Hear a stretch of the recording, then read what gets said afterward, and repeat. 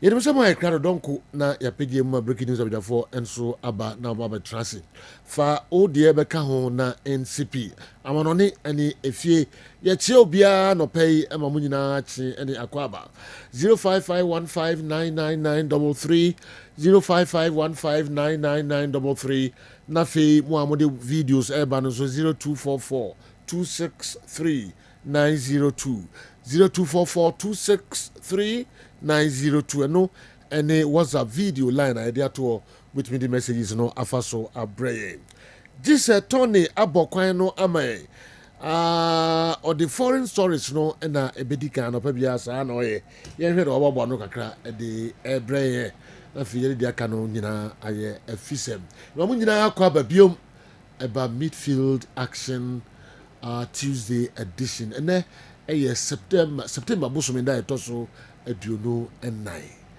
Tony Godfather say yeah nyame adom na nso yakɔpa adom ɛyɛ paa kajagume medase pii ɛne akonya no yɛma atiefoɔ ɛne ahɛfoɔ kɔ aba ɛmɛ na so ɛhɛ nsɛm a ɛkɔ so nkɔfoɔ ekuro so yɛn hyɛaseɛ ɛmfɛfiri Saudi Arabia hɔ ɛna Kings Cup no ɛno ada games outdoor etimi ɛba so na Cristiano Ronaldo ɛhom sɛ wɔn si akan ne bi ne so ɛno adeɛ ne club Al Nassr without him no problem Al Nassr qualify on next stage of the Kings Cup ɔmo edi nkunim ɛka mienu ɛma Al Hazim ɔmo antimi anti in his absence no Kylian Mbappe bobo kono Madrid ninda no sopano na kasa club we pen so manya no still nema ekoso ye e Saudi Arabia omo league no enti enra Al Nassr Edin Kunim by 2-1 na Sadio Mane ne kwahye goal number 1 edema Al Nassr omo football club no na omo qualify ekon edi akomanim Sadio Mane a ofa first goal no na ne club body ewini by 2-1 no after the game on the message ebaya na nani age pass even without omo star man Ronaldo one mo bimpo no still no Al Nassr etimi qualify mo bi ntin sama Sadio Mane ono so edi etujo. Hi guys, a very tough game today, but at the end the more important is the win. Anyway, we got it. Thank you for the support. Let's keep pushing together. See you soon. Hi guys. We and sama Sadio Mane and on the ball captain Amban. Emma Al Nassr Bobo Konime no ada. Omo Edin Kunimu by 2-1 Kings Cup no. Omo Elcon or Common na Ronaldo na one mobino. Also at the message about Bontia na or bonny playmates no or bomb about so pass and coach no arrested no now players no a ginano and then a year Jimani message way and a Ronaldo at the buyer so I'm qualify the next phase of the Kings Cup. Also well done guys way any message Cristiano Ronaldo and so Eddie Etuja or Honamo na Ronaldo yeah na for can hon sempi. According to Antonio Cassano, Obekai, or former player, Emma Remade Football Club, Nano pa on our man, or Hen Chanchen you. Now, was that for Fratumu? Yebisano say Ronaldo, originally so far, was over 900 goals for both club and then country. Now, Ronaldo saying, and I see Ronaldo, born, like I said, yeah, no cre air barco, Bono, Ronaldo. Onimo bo na Ronaldo ne dia na goals nkwa o goals everywhere born angasa de Ronaldo onka ho na players bi te say Lewandowski, Benzema, Sergio Aguero, Ibrahimovic, Suarez minina no enimo bo ne bon ache Ronaldo only thing na Ronaldo edi beat some players we mu goals nkwa eno ene nsema Antonio Cassano oye former Real Madrid player no ono enso edi atujwa ohonemo name Gareth Bale there our agent for fro ono ene ebisa ne say why any greatest of all time Ronaldo and Messi between the two why ana a goat according to Gareth Bale on Ronaldo Abopen or Madrid no or saying to me Cristiano is the best our strength our speed and our obetimi handle area duels no about headers dia oben ho a obetimi any Ronaldo akọ nti Cristiano better between the two Ronaldo and then Messi Gareth Bale on a former Real Madrid player no wakọ Ronaldo ade e de che Messi wa wo tie me wa hwe me no obekọ for why between Ronaldo and Messi why and a bono or no and so and Bopa. Yanko Spain, Dr. Raymond Kugat, a prepare grants because Enran and a Rodri or drew a year Barcelona Chrome Hall. And Man City midfielder now, a prayer, Wabra Arsenal, and they almost a ball draw. Last Sunday in the English Premier League, no Rodri, now I could do a Spain, no, on a share hoodie. Yebeka at my back, no, enti Rodri, and no, na Mate say, I never koye dia, obemi say the reminder of the season, remaining games stuck in the Premier League, no, want to be NC, can to bet me Akasa, the season, no, and so over. Na Stuart Pearce, or yeah, coach, says so I am some Trony, and I'll say, Rodri. Or yeah, bigger loser. Say Man City, any more. Say Man City, ball na onjina moi. Ha dwene pa. No wait me can pay. Say all the Rodri and the Ellen Haaland esi honoma. Rodri, far better or more important. At the Man City, Ellen Haaland. Or the adwene. Say Ellen Haaland and the Rodri ejina honoma.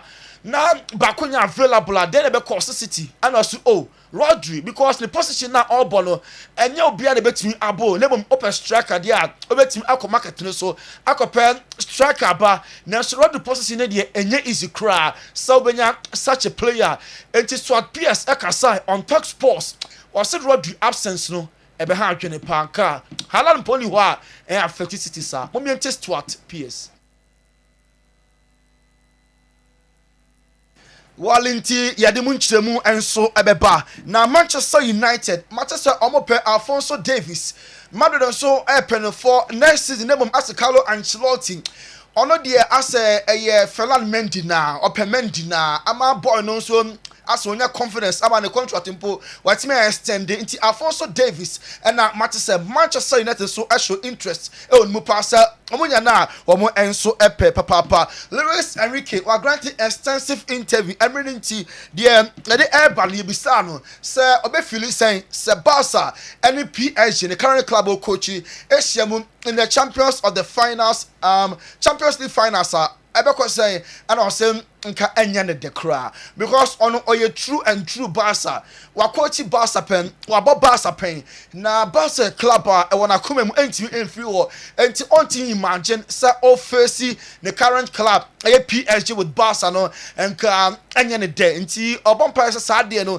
enti ensi because e den ya obeko for PSG victory nebum and na odosonko a owo e de ema Barca enti anya na denti ompe se PSG ni Barca ebe share in the Champions League owie no ana obo Kylian Mbappe abaso so Mbappe oye wonderful and fantastic person na only adwuma anya den dealing with him no anya difficult oye special guy na any ya pass player no e decide say obefi PSG or shin the very best of luck e wo Madrid mo and so am eboboko no ana pon ye be kan sa Ballon d'Or dey almost all the tabloids no obi a report say a Vinicius Junior and an san team aka sa baso body no nebo main presentation we baso on the 28th of October Paris na Vinicius wafa Ballon d'Or ko for pinade o madwo nkyere enso aba even Nike omo na kete no omo hye ni boot na Nike omo aye program strong ko pa say oje abaso body kese no on the 28th the first game with that Ballon d'Or no ebe game Madrid ebe come style na omone Valencia wakobonti Nike ebe special boot e de ama Ballon d'Or winner eno aye Vinicius Junior na the boy Vinicius pa manage sabas body way aye UEFA Champions League statistics no from last year no very very impressive Madrid omoje Champions League na very very instrumental. Oh boy, 3,791 minutes as Aringa Ocean 26 goals and a 13 assists, 2 finals and the last 2 years. Okay, the minutes our ball and the goals are watching now a sombo pa enti and yes almost 50 preoccupant on the man no matches our bono a sombo pa nuntin and a sub Ballon d'Or way nensa enso kantia dia boane pa UEFA Champions League na the last 2 seasons no ne mono and so I'm a team across 20 train on the 28th of October our Paris and a sub baso body kesi no Vini ebetimi akọ na akọfa ene okọ Spain na Premier League no matches baso na Sevilla and Real Valladolid, Valencia ebebo Osasuna, Real Madrid ebebo Deportivo Alaves. Eno ana Carlo Ancelotti yebisa no say Madrid so far mako 38 matches in the La Liga. Moye unbeaten. Barca get the highest number of matches on bar omo lose 43. Na aka few more matches na makache Barca records way esompo ema because already one of the first manager occurred 22 matches. Ninya na straight wins with Real Madrid Football Club. Records way only saying momentary response Don Carlo Ancelotti or the Mai. Had much more success. Success is also in being able to draw, to remain undefeated in the tournament. And these draws can help a lot at the end of the season. This is what I have always thought in football. If you can't win, then you don't have to let yourself lose. You can't lose. Enti football ne de se wan wini a da bi melusu eno nti na game no yere pass so a na emu ye den for Madrid na coach no apai no wan wini de a ene kwan se olusu. Enti 38 games in the La Liga, Madrid yet to taste a defeat and omon ebetimi extend it to 39 matches unbeaten. 7 p.m. and Real Madrid and Valencia and Deportivo Alaves match no so Luis Garcia coach man Deportivo Alaves or say Thibaut Courtois the best goalkeeper in the world, no doubt.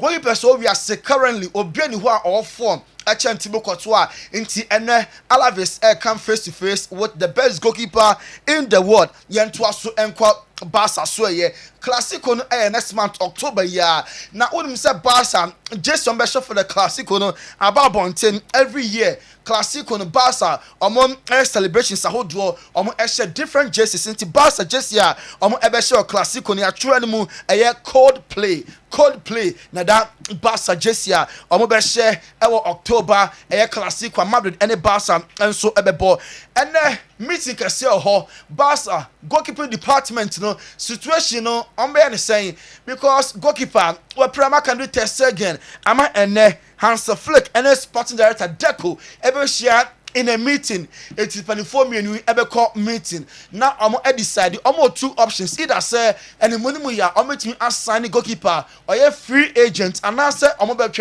January now market no so top goalkeeper about because the second season no I over no and I hear much say Barca GD inaki penya mu enti inaki penya na because so other goalkeeping post mu ama Barca na January here ne mana hwe na atimi market no so wey Intel bia yensa kan so and Deco any Hans Flick and so ebetimi aye meeting na goalkeepers bia value omo so me available se Barca omo ho no ebetimi aba Keylor Navas or former Real Madrid goalkeeper na so Barca for na enya den kra so no and so ebetimi aba and a retired goalkeeper and Biano retired former Barca goalkeeper Claudio Bravo and so I catch in the former club so pena free retirement abda go post mo ama Barca a club no Lothar Matthäus or your club legend Bayern Munich Germany or the summer to just a hand pa on Sunday no Mark Andrew ter Stegen prano osunye because wa bre German national team no na Manuel Neuer and retire nti afei akwanya na beda for Mark Andrew ter Stegen na wa wait for the chance no I plan a hand party. Lothar Matthäus say I very, very disturbing. Say goalkeeper no after several years on team represent national team. Na number one Neuer a retire. Na Konya na ba ne musa time we the season so over. I wish no the very best of luck. Jide pass goalkeeper no ever back much stronger. We and some Lothar Matthäus so etimi atu draw honomo. Yanko the English Premier League clubs no do draw na fu. I'm happy with officiating anti-referees no a boss Hub Web clubs no and happy crowd with decisions and errors be so far Premier League referees no and so Gabriel Magalhaes Arsenal defender goal Arsenal ball draw 2-2 against City and also Man City Emirates we cross Etihad City home grounds omo train for the return leg na ebisa say on Haaland ebeko say and also oh the Haaland at the end throughout the game na even Arsenal for a concede second goal no Haaland tampo two ball it ni na no onkai na football brutalities there ayana a very normal enti ono be a personal against Erling Haaland enti draw and about next game no there omo ebe some be call for win Trent Alexander a Liverpool defender and wa catch and slot episode nya the best if any mood there and onye very tough on him and you can say osro no and you can say okase or your senior player nti or relax there be also coach ni Bonija or not Trent Alexander no obey I'm a better player and Oko England Carabao Cup games about set 45 Man City ebeba Watford Chelsea any Barrow City Wickham any Aston Villa ebebo na no and Enzo Maresca coach e match so since game way more important to Chelsea because also mutimi ewini na call the next phase of the Carabao Cup Enzo Maresca Chelsea manager because we think that we're gonna win this competition in terms of it's important because it's an official game. It's a different competition, but it's, as I said, it's an official game. So we're gonna try in the way we always try to prepare the game in the best way and try to win. But to think in the first game already thinking that because we were close last year, this year we're gonna try to win all the games. But the main focus has to be that it's official game and we need to do our best to win. A official game to Chelsea bet try so many team every last year. I'm about so close and then so many team and just start trophy this year there. I'm abrepa. Yen call the Gunners Arsenal so yeah. Raheem Sterling Arsenal player from Chelsea. Now was a player on ball was facing the power. Neymar da Silva Jr. Neymar and the best player. Or no Raheem Sterling what come face to face. What Botiano as an opponent. Obekai John Mikel be former Nigeria, former Chelsea. A player no what bought Arsenal. A player. Leandro Trossard wa born a cheap pass. A red card. Odi against City no. Unfortunately born Emmanuel home because 2 weeks ago. Declan Rice ekoye similar referee infringement no akeke bona to atwene ne ama na second yellow no anya red one so sa referee ma first yellow or infringement no bona to atwene a silly red card moment in some John Mikel be Chelsea am a legend no or the atuja saying that as well your teammate got sent off a week after that. Yeah, Declan Rice is that's got right. sent off. That's right. Same thing. Why will you go and do the same stupid, you know, it's just stupid. And for Mikel Arteta is going to be fuming, you know, getting 2 players sent off in back-to-back in a very stupid situation is, you know, it's not worth it. You know, he's going to be fuming. They need to learn from that. They need to learn from that because once the whistle is John blown. Mikel be Arsenal for no NCBB and free mu refugee infringement and kwan so keke bone etotwene enya ade betimi aboa na Danny Murphy a former Liverpool player or say Onana oyan from so na obi eka nebom oye steps onya sa attention no obeka Sunday against Palace Onana a double save nanso obi anka ho asem second error and nka Bayern nka nkofo obi a edi Onana tem so do wanya de ebo na chi no oya de nso a yembo no abaso Sergio Yeriwe na Darwin Nunes or excellent form Saturday no oshe classic goal bi e ma Liverpool e share Bournemouth 3-0 na no and Van Dijk say no complacency ni kwan say Darwin Nunes or relaxing on build up it's a momentum na wagada na on keep na fe osi akan opportunity ni ba won she goals and for Liverpool omo a football club nti award no ada Roma kwa focus on sem am AAP na yen to so enfrem am the other side there ene yen wramum ewo eye Barca for omo aso eye na Barcelona na Lamine Yamal say Barca project omo gidi pass ono na babesi ni so enti also referees no e protect no omo nya happy with the tackles are Abibiano, Ayana a fly, na a bano, na a fly, na a Lamine Yamal. So Barca for any happy, which referees no. I say Omo and Bo Lamine Yamal, Omo man who buy. I say Barca for a ball gamer. They were opposition no opponent no. Esi butu and Tietia Lamine Yamal no. I say onya protection from the referees into Barca for Omo and you're so happy with a Nema a free opposing clubs na so yeah and so a award you know that Roma. I mean fancy. Yo Montana de Tony yen nasi na yen fansia na yen twaso emfa ema ahwefo ene atie Kessben television Kessben 3.3 Kessben 2.9 Accra. Yo, may the Almighty Allah bless you guys for the good job you're doing. Keep it up.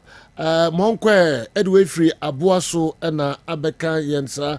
The next one, Efri Hey. Good morning. May I know why Lenkley is managed by Ash Gold and not NSA? Isaac Ayensu Edway Free Boase and Abreye.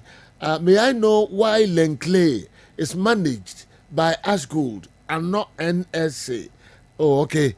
Isaac Ayensu enso the ode aba and no because unim say gold fields for na esi nti DNT na Ash Gold na manage na enye NSA. Minimum bia okika ko. Minimum bia okika ko. Yes. Ujafo ba ye behwe na so mu onya no bia omde amount. Division 1 league is starting this weekend. Can your able panelists talk about it? Teams, which team do they think can qualify to the GPL next season? Atuapoma, Edway Efri, Atoko, and Enso Abreye, and Anope. Zakov Mohammed, Misaka message, the management of Nations FC have started talking, but the pitch will decide. The pitch will surely decide on Sunday. Urging my Phobian supporters in and around Kumasi to pick up their tools and let's face Nations on Sunday. This is our game and we need the 3 points badly. Phobia is forever and we never say die.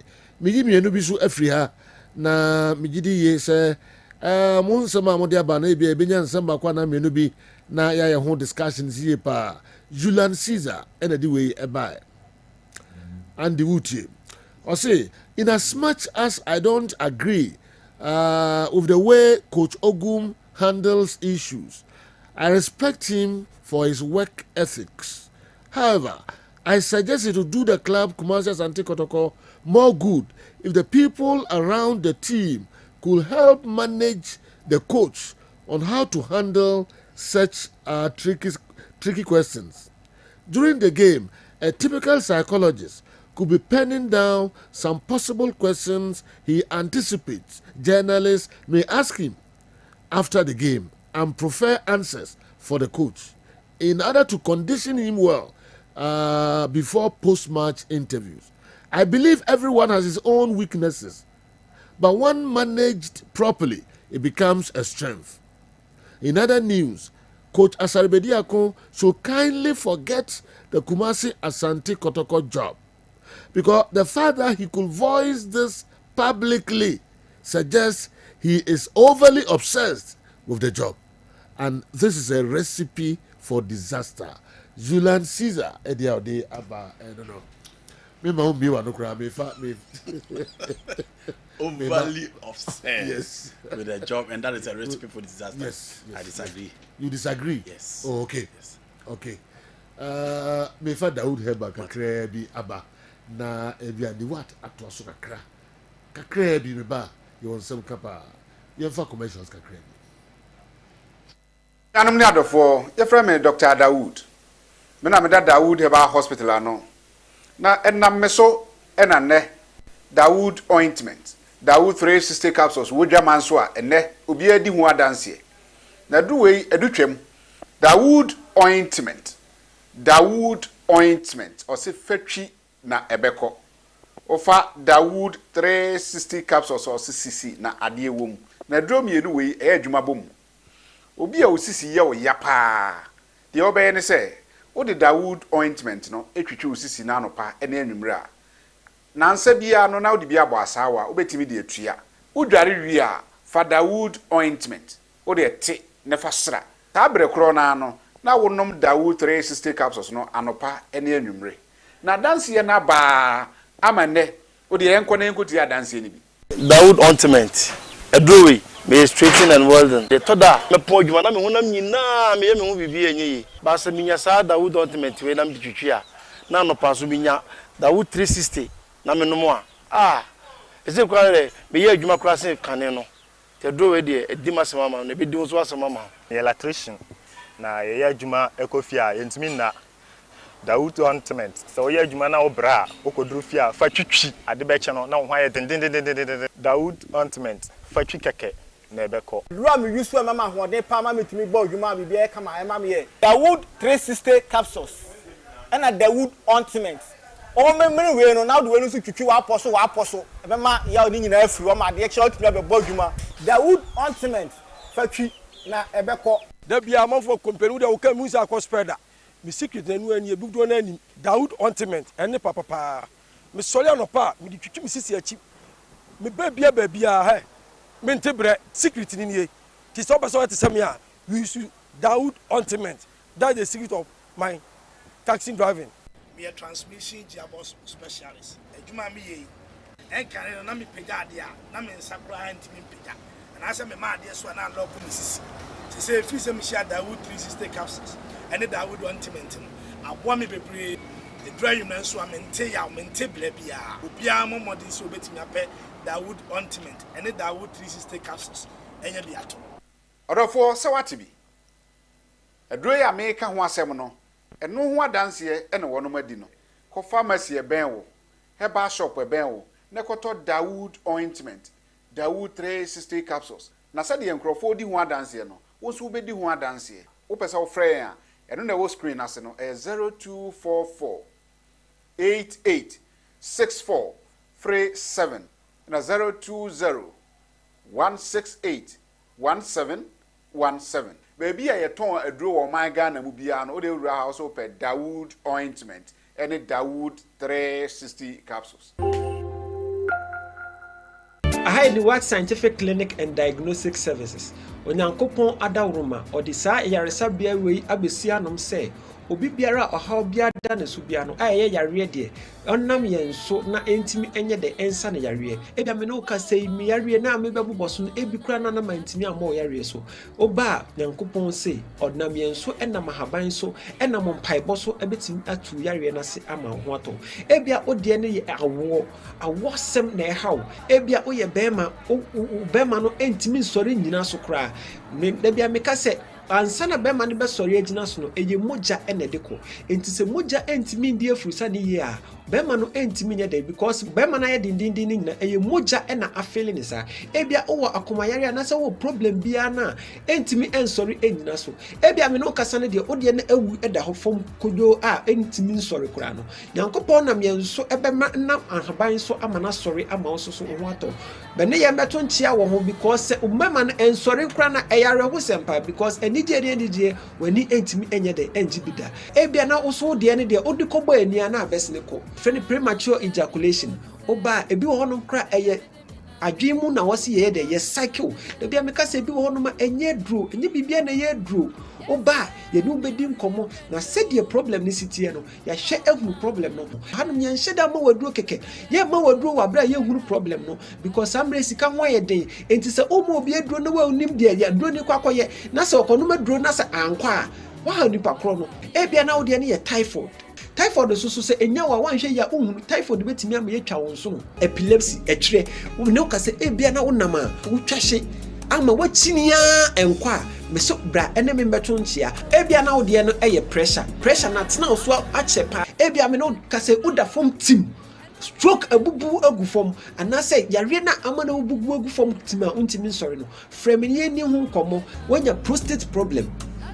odun so a enyeye anase esi wo prostate cancer na se wo ho crowd of person check se o prostate no eye adwuma ya oba ye betimi a check am ebia na wo de ne ye eba na wo pede a yankopon adom ye betimi adom aboa wo ebia na ma no wo de ne ye fibroid na hawo me no ka se obi wo no ma the problem pa ye halitosis o ka sa esenti wo mu pa wo be pie ya so ha no ma ye behwe ba bi e free ba na ye timi de atu ase ama wo ebia wo ko ye se cholesterol wo cholesterol ebia wo kidney problem wo liver problem me no ka say yenuama no omo brebebre infections ha omo enam se yenni proper hygienic places a yegya na se yedwonso ana se yinti no say infections nko ade a betimi aba ama yenso so yetimi atutu ama ho ato ebia na wo de ne bone problem nkase mu na hwo papa okase mu hwo ebia na wo de ne ulcer ye betu ase e de ama me no ka say ebia na wo de ne hernia wo de ne diabetes odi ani ye pressure yare bia ha obia no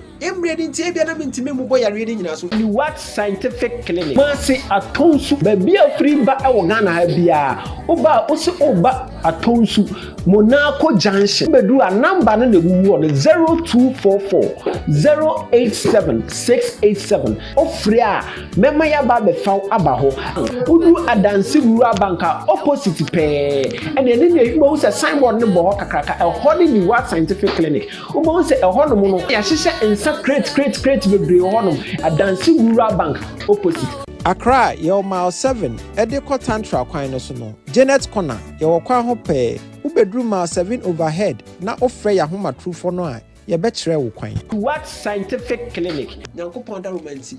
Wa hoto ebeba. Amen.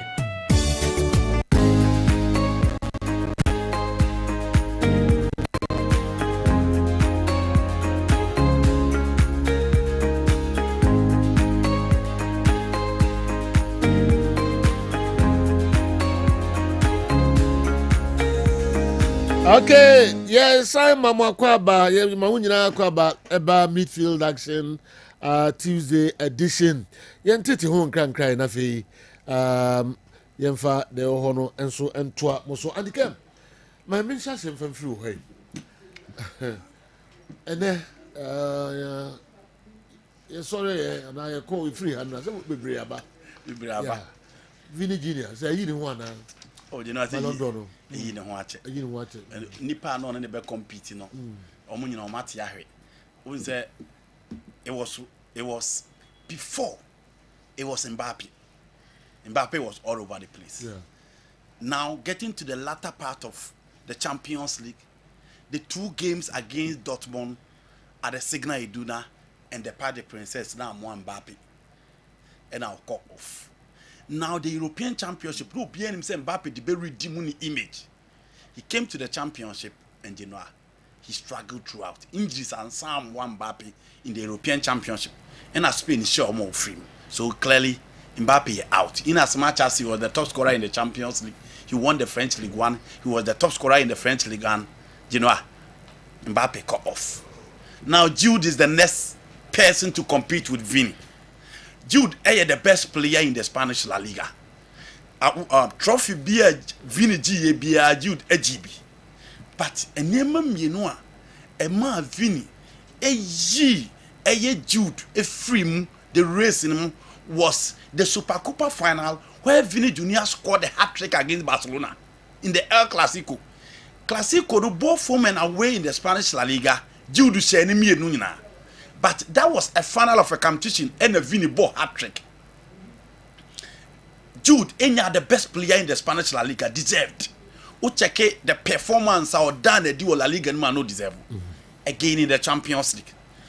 In the group stage of the Champions League, it was Vini and then Jude Nerani shown in the group stage. Obian Konko had the game against Napoli at the Diego Armando Maradona. Jude J ball from center. And the ball no rapu. But it drew the business end of the Champions League. Baby, I saw no film. Ushia the big boys, no. Na Jude Ira. Ira kakla, let me put it in that way. Against Manchester City, against Bayern Munich, and in as much as he assisted in the game against Dortmund in the final, Vini scored the second goal. And that game against Bayern Munich at the Santiago Bernabeu was an iconic performance from Vini Jr. I'll be a man Remfi. Until you can the Lionel Messi, Manchester United at the Wembley, Lionel Messi, Manchester United at the Stadium Olimpico, Neymar Jr. versus Bayern Munich at the Allianz Arena versus PSG at the Nou Camp, Cristiano Ronaldo versus Juventus at the J Arena. Then you talk about Vini Jr. performance against Bayern Munich in the Champions League. And your game will be a bekai. And that will be any so. And you know, that was the spotlight in that game. Into a honeymoon Vini Yin ho, and Sababe Shea go in the final, and he was nominated as the best player in the Champions League. Now we are Jude and then Vini. You talk about their performance in the international competition. Okay. Jude are lucky.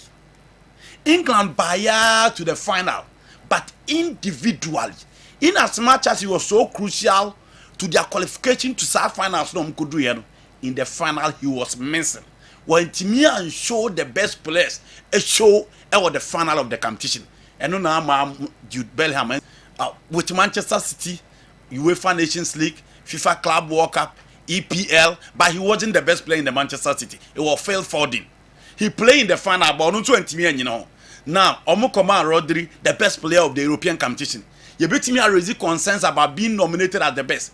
In the final, Opera or first half, Emma game in the second half, you know, when Timmy but eventually, Omuyina as the best player. Inti the Rodri agenda and also be moi, Emma Louis de la Fonte Case, Omonfa the best player in the world, Emma Rodri. But you know, Vini more performance on the field of play, no, or the total Rodri Mudi out seems a mua. I'm not saying he's not good, he's good.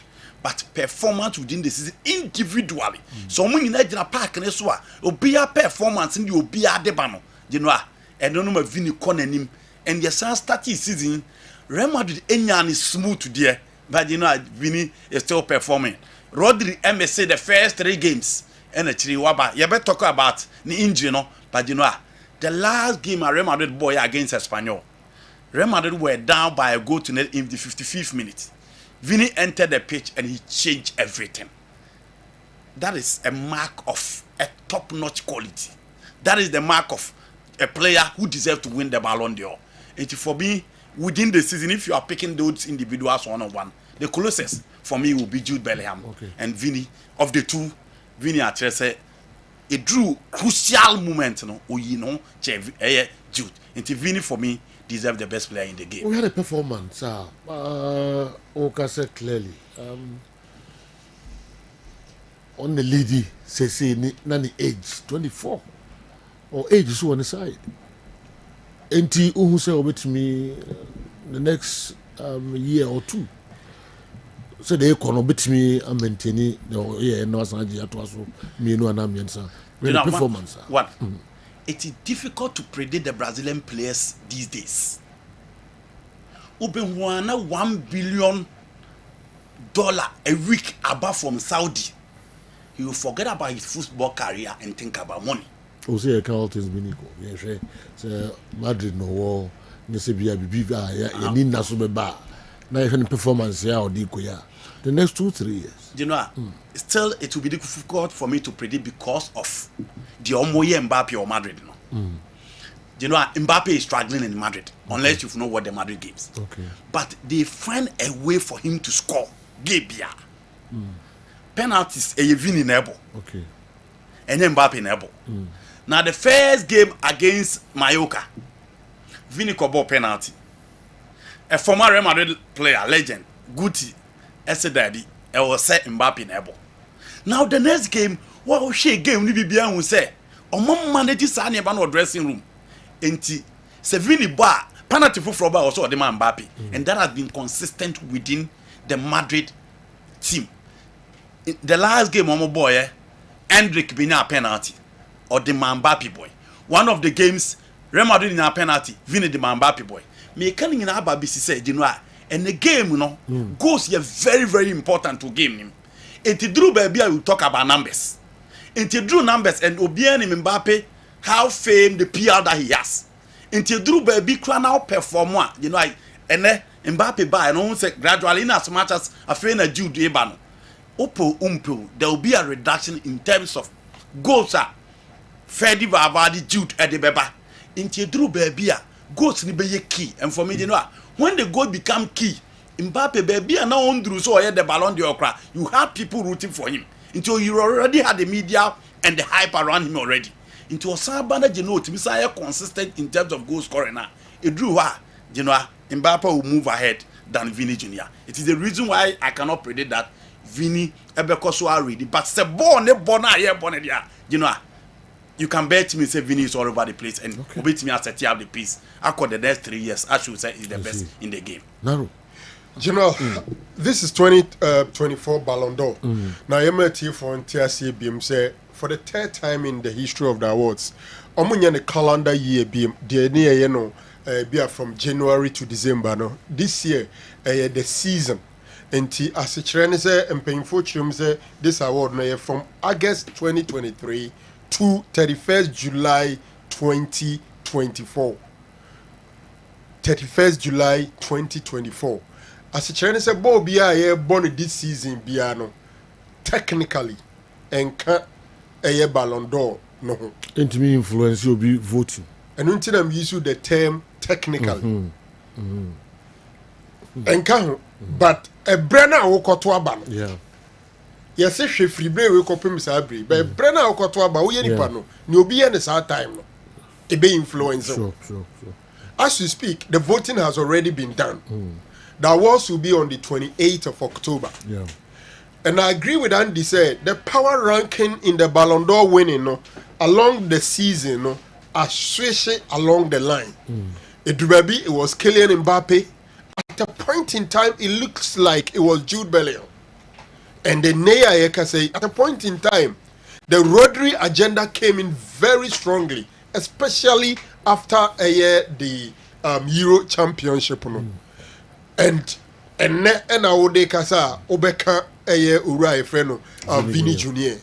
The one interesting thing is that all these four are Jude Bellingham, Kylian Mbappe, Rodri, and Vini Junior. Only Rodri and a good continental tournament. Club football, you can talk about all of them. But a ban say continental, Vini Kobo Copa America went to me and more. Jude Bellingham, and in England, it drew final of the Euro Championship. But the contribution as individual level probably was the worst.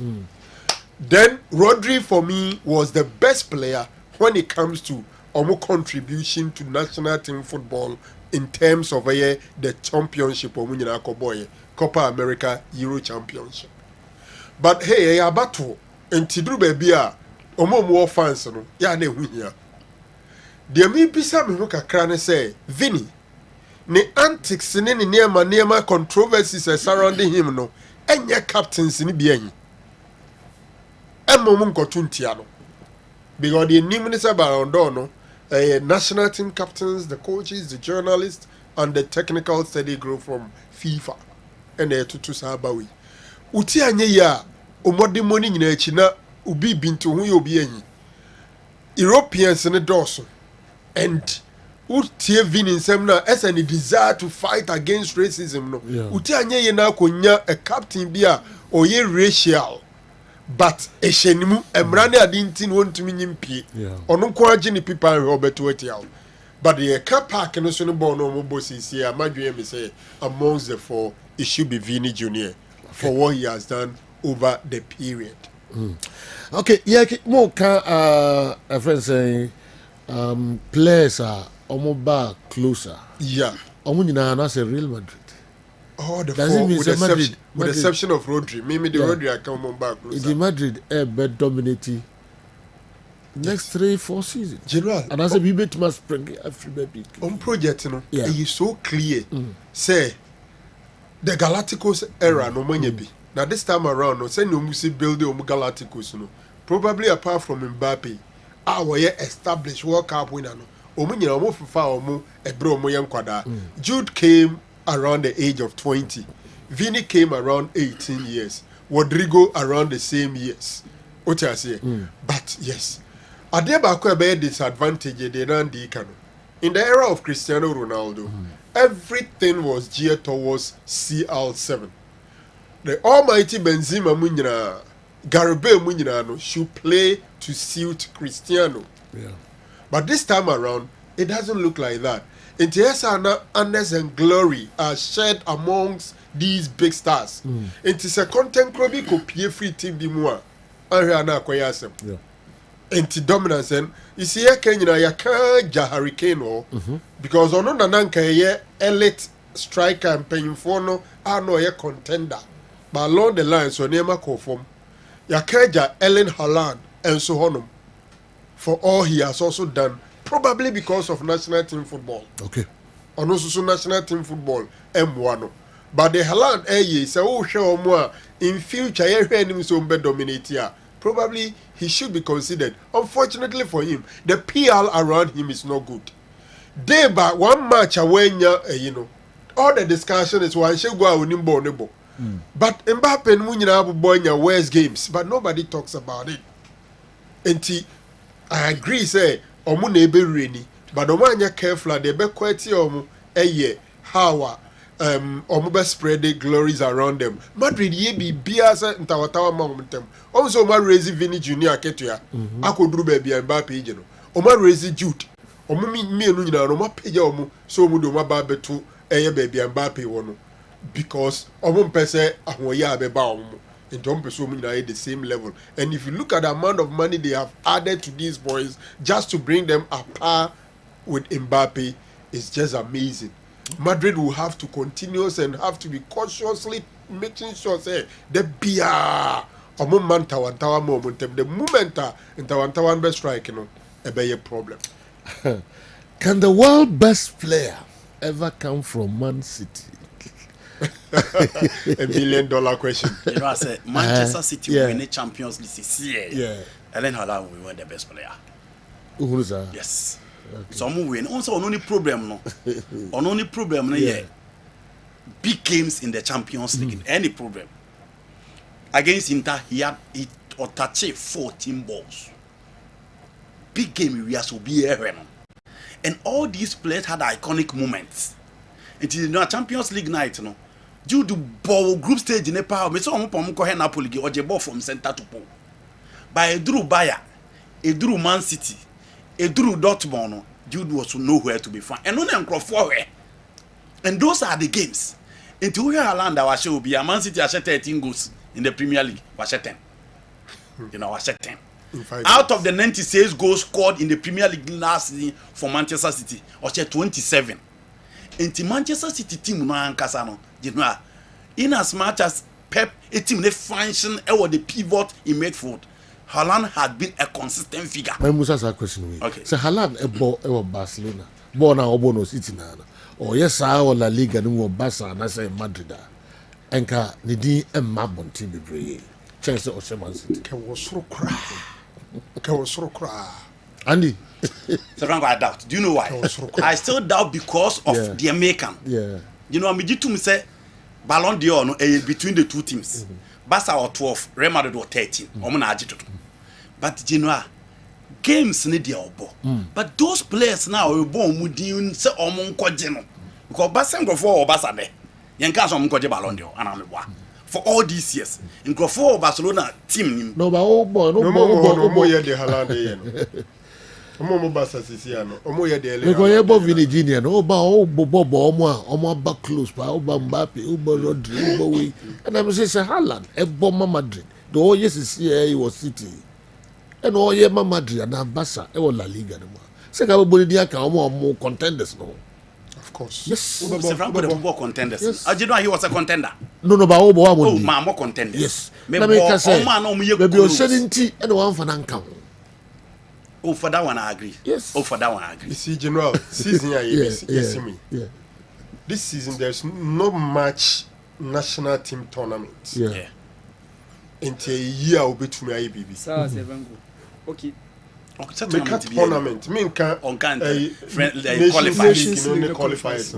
Also, when there is a tournament, normally no way no be wrong could be grand. Until a mumu sano, or more national team when you're strong. Here you need international tournaments.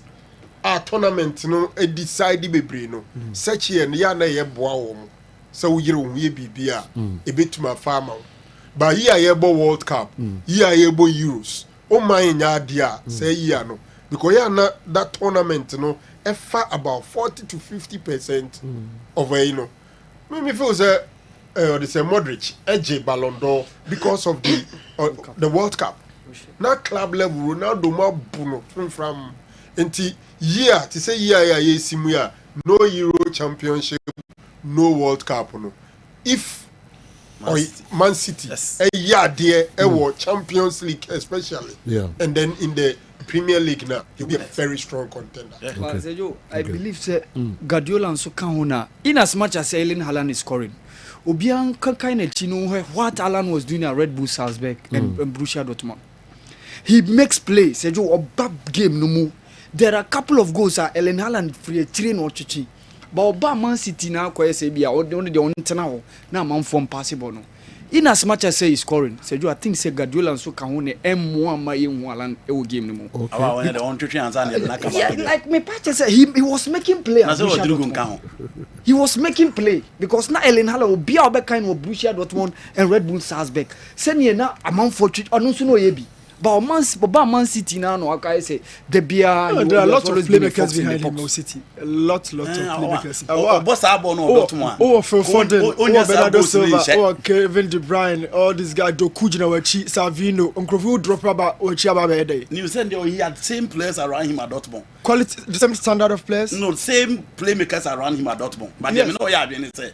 No, say it was Dortmund standard na They may know because Marco Reus, Julian Brandt. But Pep wants somebody to hold the defenders. No, baby, I want to say Manchester City hono Okobos Abona he will not be scoring.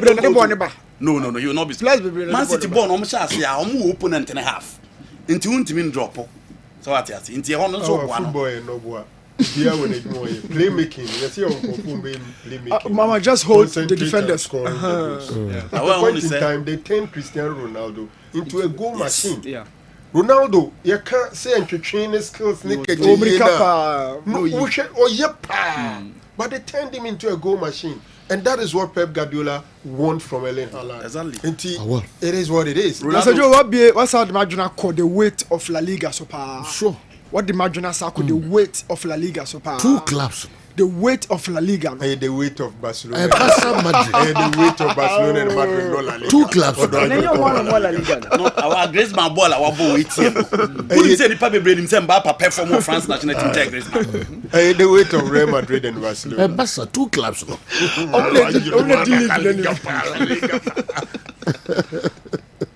Yeah, 2 clubs no. Omodu. Too powerful. Question na busa hugely legitimate. Say ka Haaland adwuma a woyɛ wɔ ha yi. And kwaka squad we say ho wɔ ha. Yeah. Eketi na Jude ko bonko for on challenge Vini Junior mo fa Haaland ka. Oh, because only grow. Omo Barcelona and Madrid. Ke boni dia fra da. Na Jude so ba enche. Jude Real Spain enche o. Na Ballon d'Or boni di top 2, top 3 boni di mu. Legitimate question, partner. Baby, free Nisaka. Would you best player in the Bundesliga at the age of 20? Now in England, now about Real Madrid. That's how the best player in the La Liga. In your face is a 20-year-old boy, English boy. First of all, number Cabro. How many times? Yeah, since who Bundesliga. It was Rusa. Even though teams were huge, but yeah, in the Bundesliga. Yeah. And I'm a Hurricane free argument. And argument. Yes. I would say until last season, Bundesliga big game be. Setimba Kunkwa Jibosusa, they no be attention. He said there needs to be more. Madrid, yes, I was 11 years continuous. By minute, sorry. Some 11 years. And almost competitors, no, a back closer, they go there and sign their players. You know what I say? The team beat me. I think we crack a come for Jonathan Ta. This time, Unkwana Manfa Florent Vase because of Tema Muzela. And then Omokofa Magero Lize and then we have Flores and Sergin Abri over there. And Omo Bundesliga, you can have Wolfsburg, Schalke 04, by 04 Leverkusen, you know. Europe kura no more chance how many of them Dortmund players here omo ba beton e dia ma Europe so obi am hwebi no obi am fa wo nti eno na ma Hurricane because you know how can players omo perform or Champions League di ma Hurricane kan ba ono so edru ba bi obi ehwe no you know games ni bi wo ha edru ba bi obi ahwe bi no disappointed e hono no ni ho se woni ho a wo bebre and for me that has been the problem of Erling Haaland then tin na mo mpe Bundesliga yempe yes mo mano. Oh mano, yes, attention now o deserve no. Leverkusen name o ye nyina. So ne Bayern e bo. Na some middle table teams be e bo Premiership am akore no. But general, is it not true? Okay say Sameko 4 time ko mo ho no. Ne follow Liverpool and Man U and middle table teams be bo here. Early 90s send a Bundesliga no. Na ko form the attention ko. Na time ko etwe. And then I saw a change from the last 2 decades, early 2000s, Spain, England, and Ajiaboso. Okay. But early 90s in the na Bundesliga was making a lot of. So who Ghanaian players crowd? You can answer. No, American. You see, generation apart from generation, availability so account. English no strategically. Yeah. Gumuma games no very cheap. Emma Africa, Asia. And Crawford cry we mind. Okay. Interfere unya ni free sa na ye o debia na afede The one year tire crowd. the one year tire crown item Crawford ya di ono person o kire we ya asase no de be more free Fufu, yes. fufu bi ko no abeto ama Yeah. na wa Three wanum we. three wanum we a o kwa ko we sika na abeto Yes. enti English no smartly Spain for so sa Edward Bundesliga kroma na hwe uninya edin for some long period it was difficult to access the Bundesliga say obinya hwe until Nancy streaming near the everybody enti Premier League na 3 enum and La Liga no so 3 enum enti most people in this country obehwe Bundesliga team pa na in the Champions League. Again, let's not forget the number of African players who moved to the EPL. And an American. You know, and an American. Sameko for Bayern Munich. Unya herbo pena who say Bayern Munich na ebo na. Just be an Opel no. So who say na Opel buying just be. But you know na Ghanaian players, Nigerian players or more EPL. Na heard the population Nigeria kra. We be Abeka country to bear for abum Africa na do Nigeria. Inti omo tension nyina ho. The same thing apply to Ghanaian players in the Premier League. Inti eno ye key eno kan ho bi na ama Italian Serie A no. They know eno nso nipa bebre ani nko no. Availability and the choices. Okay. Me pese me di Accra. Na me kofa Newton Latin Mary Datani Awa Mohammed so headlines. Na yeba messages bi na opa sorry me ba. Na fi mo ko dream ho ba na me dey local source no. Coach Prosper Ogun picked Mbella as his best player. He's coached and considered Doma Stadium as the most fearful, as his fearful venue, as his most fearful venue, and Lenkley as his favorite venue. Okay, can we discuss the way forward for the supporters after they drew with young apostles? Should that be the basis for them to stay home, or they should still rally behind the team because it's a new team? Can we also say that there isn't any pressure again on Hearts of Oak after they won their game against Brekum, became United? Sorry. And the Julian Caesar, the Odeba, and also, Minimna wrote here. When tears are message, in as much as I don't agree with the way Coach Ogum handles issues, okay, Tian Comra, na or say Queen of us will handle. Okay, I suggest you to do the club as Antiko more good if the people around the team could help manage the coach on how to handle such tricky questions during the game. The typical psychologist could be penning down some possible questions he anticipates journalists may ask after the game and prefer answers for the coach in order to condition him well before post-match interviews. Okay, I believe everyone has his own weaknesses, but when managed properly, it becomes a strength. Yeah. Okay, and Coach Asaribedi Ako the other two also. Coach Asaribedi Ako should kindly forget the Kotoko job, because the fact that he could voice this publicly suggests he is overly obsessed with the job, and this is a recipe for disaster. Julian Caesar, and so they are Ebae, and so no. Okay, your cobra say why is Ice Cold not managed by NSC? Yes, Linkley, sorry. Linkley. Not managed by NSC. So the tackle tie ni na go first na. We see the other come by. We so see the other come team no. Dientra. Ni na as good in the CC stadium no. We and so I think CAF I will have to revise the format they use for the Champions League, or else the less privileged clubs on the continent will continue to suffer and struggle to gain qualification to the group stage of the competition.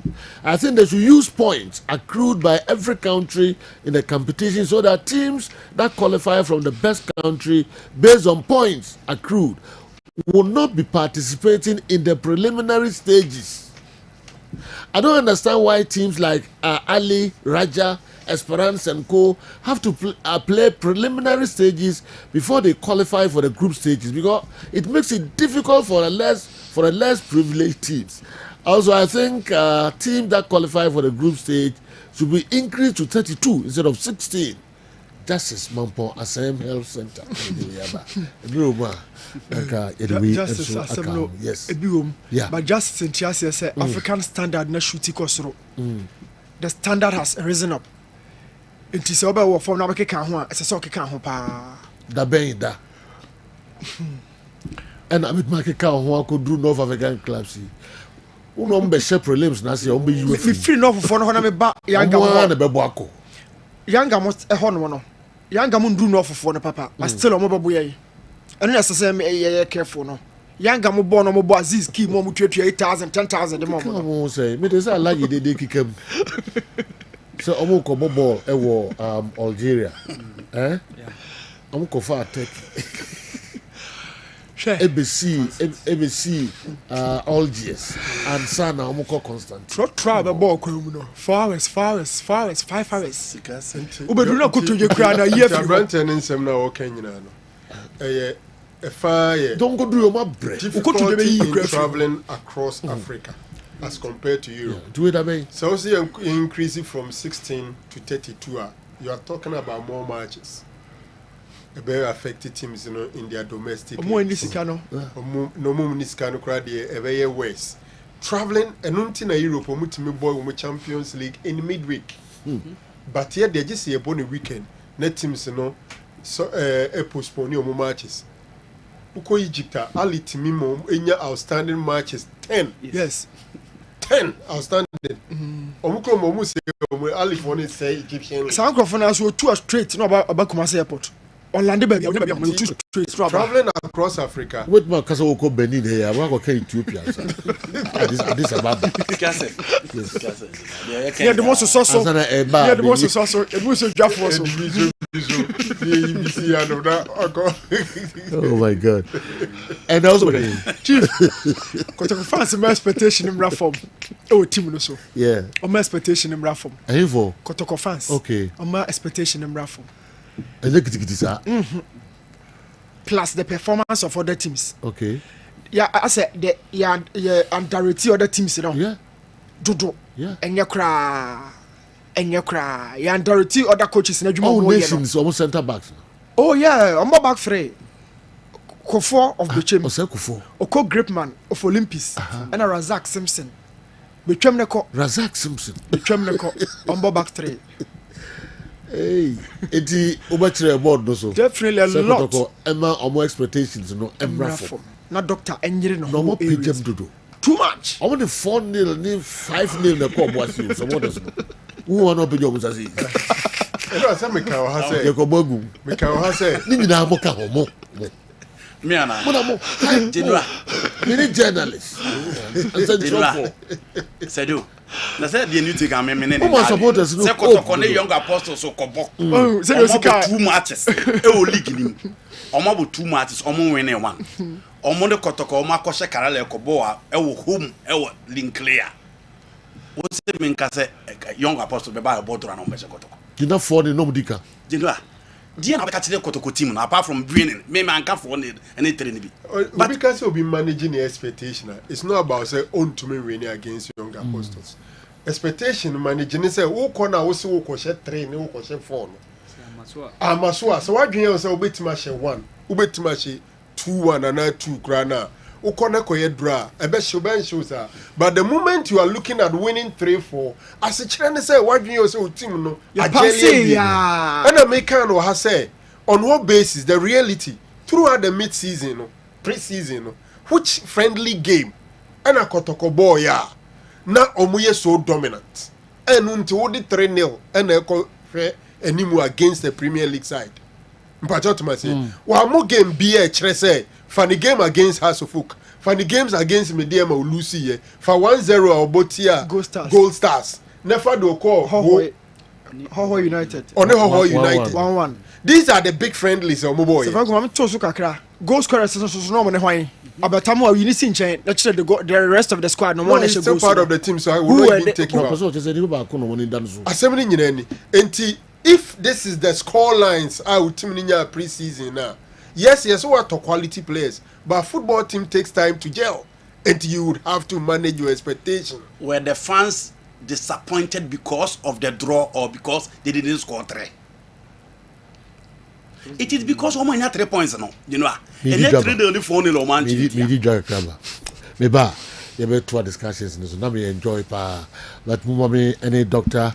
Edmund Arthur ending komo kakra me ba na fi atoa de ho nyina enso so Kessben television Kessben 93.3 Kessben 92.9 Accra DSTV channel 364 but so midfield action komo twetwe na yanuguso a ye twetwe dia na odi ebeka ho enche WhatsApp videos no so ye bema ahwefo ni atiefo WhatsApp videos enso mode aba fa ho beka ho nkomotwe no ayede yie papa Dr. Edmund Arthur atrase mame nkone ho na ye hwedo aboabo no e de ebre yen doc say yeah pacho nyamya dom eye pa traffic ni nim wow nansan pacho say traffic ni nim wow nansan and I said dey me do down ho no na enim he ya no emsa bo apeso wow enim he ya kakre ya more than 10 minutes when they yes say yes pacho ye pa ile nyanko pa sepa then the screen ni e say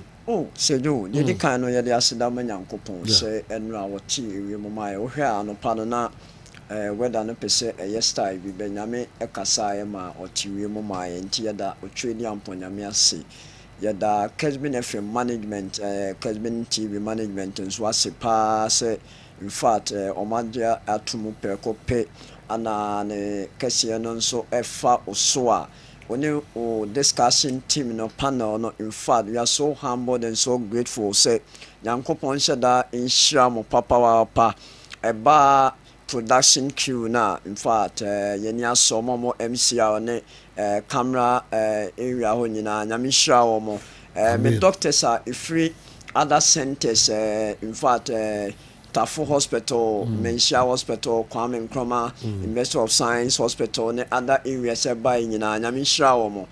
Accra, Ni Kumasi, Takra, me staff Nyamishra, even my neighbors are more any other places are more direct to Pacho Monfa, Sanko Fukuni, Yenia so, Yakasi Yankopon, Inshamo Papa, Yenia so, Paso. Ekoye pa eno sister bi ba last week ma what the peptic course and by was mampon na obi a eno oba check up eno no oba review na waso ankofo be 12 edo maba for hospital ankasa in fact name say osa atete na che pa intetiefo ene ahwefo mo amhwe sign etio radio station no so no se unipa bi o peptic course na se o osa na atete na over balm of Gilead osa de a maximum of 1 week I was so osa na ye come by echre no because osa clear wo na se asetu we no enye edrunom enye edrunom onomo edru na enyeme bi ho we hu a in fact mfaso bia ma so symptoms no a wunyinya no ebeba enu nti na ebe hye se obeba balm of Gilead clinic na nyame afa ye so na ya boa mo obi nso by no were diabetic the sugar level no was so pa or record higher can say numbers 18 17.5 anyway but within 1 week then the sugar to me back within 4 to 6 can say 5 to 6.4 now it means say I mean yeah you ma pa e wo ho eno nti mesre pa say ye ne a ye wo esichi ya we pa ye pese sebi ye boa ema sugar ni stabilize eba form there oba balm of Gilead men kasa kese se jonim de meka in fact ye be ma sugar na ba form because ye be chiro ne ntia insulin ne ma ha wo say ye boa pancreas no beta cells ne wom ne ma rejuvenate ma release you can say insulin insulin no highly sensitive na the secretion no so any absorption rate no so for glucose no so kama na ya chiro portion size control pattern ne content o de beka ho say jo me pese ahombrase mi hwe food hygiene and toxicology iye asian say food hygiene and toxicology okay me breaking it down kakra boy medical kasafa yarewa ho wie se etiefo mredi baby a medunu ho hiame se jo ye kase food hygiene ye nuane ankasa ye dinu baby e free ba ekwan a ye fa so prepare no fa ekwan a ye fa so store ne fa those processes na involving nyina ne nyama pa ye de begu akwan mu a enkofa foodborne illnesses yarewa sebi afenuane eba so ema yensa kan ebi ma no eno ne beka say ye food hygiene na eba the toxicological aspect na se ye production ewo industries and as a factory ye will be a friend Hasse principles Hasse principles ne che say ye de nyama egu akwan mu a ebia one ade na wie kama ebia o prepare biscuit baby a machine no baby o hono mu a baby ehun atichima na so oil obi betimi afra bibi unkodi no na akofa eha obi aba anase in the process of preparation no ekwan obefa so obe prepare no obe hu say enema bi aba be frame na enema na yakọ frame no eye toxic anase eye chemicals a ebetimi akofa eha okese pa aba nti mempese meka brofo no na akofa how about no say me bono tofan e wo sa kwan no so na example a me pese me de starting say jo etiefo emboa me ye be didi ni ye di awache ye di emo ye di koko a mesre tiefo ne ahwefo a eye papafo maamefo ene nnuane mo ahwem nyina ne say rubber maduane na ehye no mo ma yenjai ya to aduane a say jo wo be say ya ko ezie no krampo na parties no na those take away bowls no white one no ya serve egum no e was here the go paper packaging bowl mu paper and say ceramic and say glass containers on say if you krampo ye di fufuo ye di no ye di a obon say nuane na ye di obo ne enkwan kan say enkwan na ye di no obon say nya kakra na adam anichi ye frɛ bibi leaching adam nti adam na de na ne ye na akɔhe sɛ jo ayo akura mpo no ye twim a sɛ hiyo atene kura ye komo atene kura mpo a ɛyɛ metal no kura mpo no sebi oton fufura ɛte shine be wunyu so a ɛkɔ anim no na ne shyness na ye den ba form na ya ye aduane awie no sɛ jo ɛmo ase ye be ye be hwe mo ase a ye hwe mo ase a ɛyɛ brown and I say a cream a beya down dark brown and I say black enye owe infoni so a ya chi enamori na anwa abeye black enye cream na aye black ne sound sa anwa no asa kwakoye froye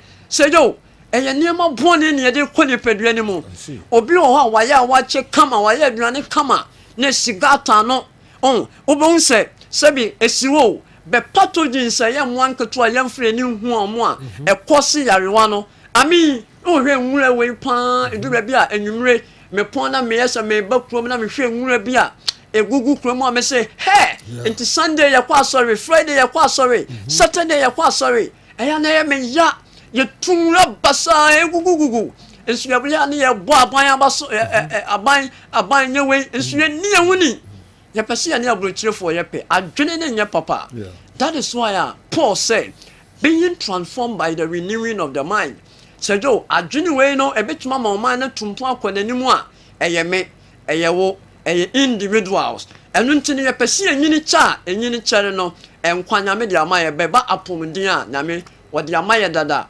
akwan obefa so adi uniema aputu uniema in place ne na be kire how long obebi you be like said jo he o he nsuo ya nsuo we obon se nsuo sauce no ye basabi yes doctor say any vegetables any carrot any fruit watermelon wanfa nnu anwuso a ene cabbage ebe sei cabbage be dwaso nyina ye chemical toxin product enu ntini ye say wopɛ sɛ woyi nneɛma firi wo nipadua no mu nsuo a wanom nneɛma bɔne a aba nipadua no mu ne mmoa sɛbisɛbi yɛnhome mframa bɔne nwusie mu a ɛyɛ BOG vinegar sɛgyo BOG vinegar pɛ ana de bia me challenge nkɔfoɔ a motie yɛ scientists sɛ adeɛ wei yɛ product a ɛwɔ sɛ efie bi anya bio the moment a wode gu nsuo mu a wɔnom no ɛnyɛ duro but what it does ne say a bow a holistic way. Would you go show my one no a detoxify a boost to antibodies a yinium a free a few and yama a building up a bit macrofaco cram cancer and I say a how baby abano obio as a joe man to be treated typhoid.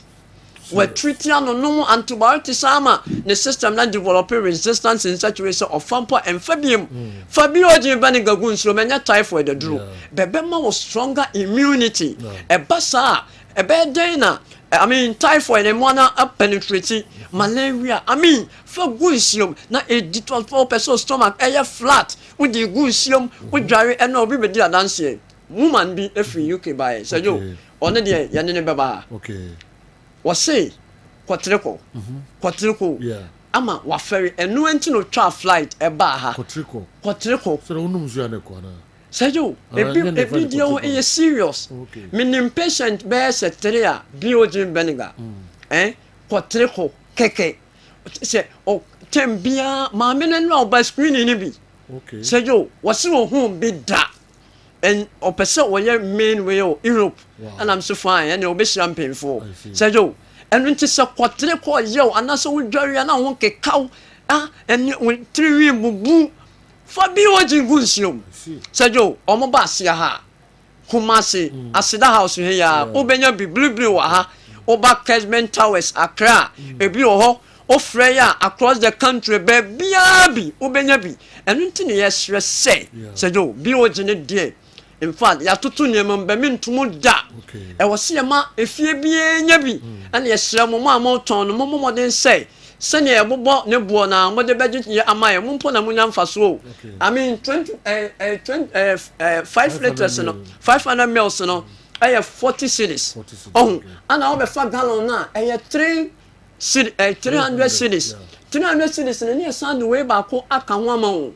O be for 1 liter now 75 1 liter no mako 5 and 5 liters 300 Sunday we come on and until you best stress e fie bia what you won't trust me mpa to just 1 liter and now 500 now using for 3 days to 1 week results are be nano and I'll be say yes sir doctor you can say product ya okay e ye adwuma ye ko e say do power boss and upstream enkonya eyini ne adwuma eye na mema mo asante region mo Ghana ha mo bebia mo top power boss ne upstream na mo combine na mo hwe na mo hu hawa ebekosejo ye na se ye ni ko e ne ye kase omombra erija the Kessben ye ne erija hotel annex and the opposite obata kradia anaje ye to anaje choice mart ne so ana kuma Accra so ye wo west le nti ya we bia eteti wa odi afidie we memo so da no mesro pa se bra na beso he e wo Balm of Gilead clinic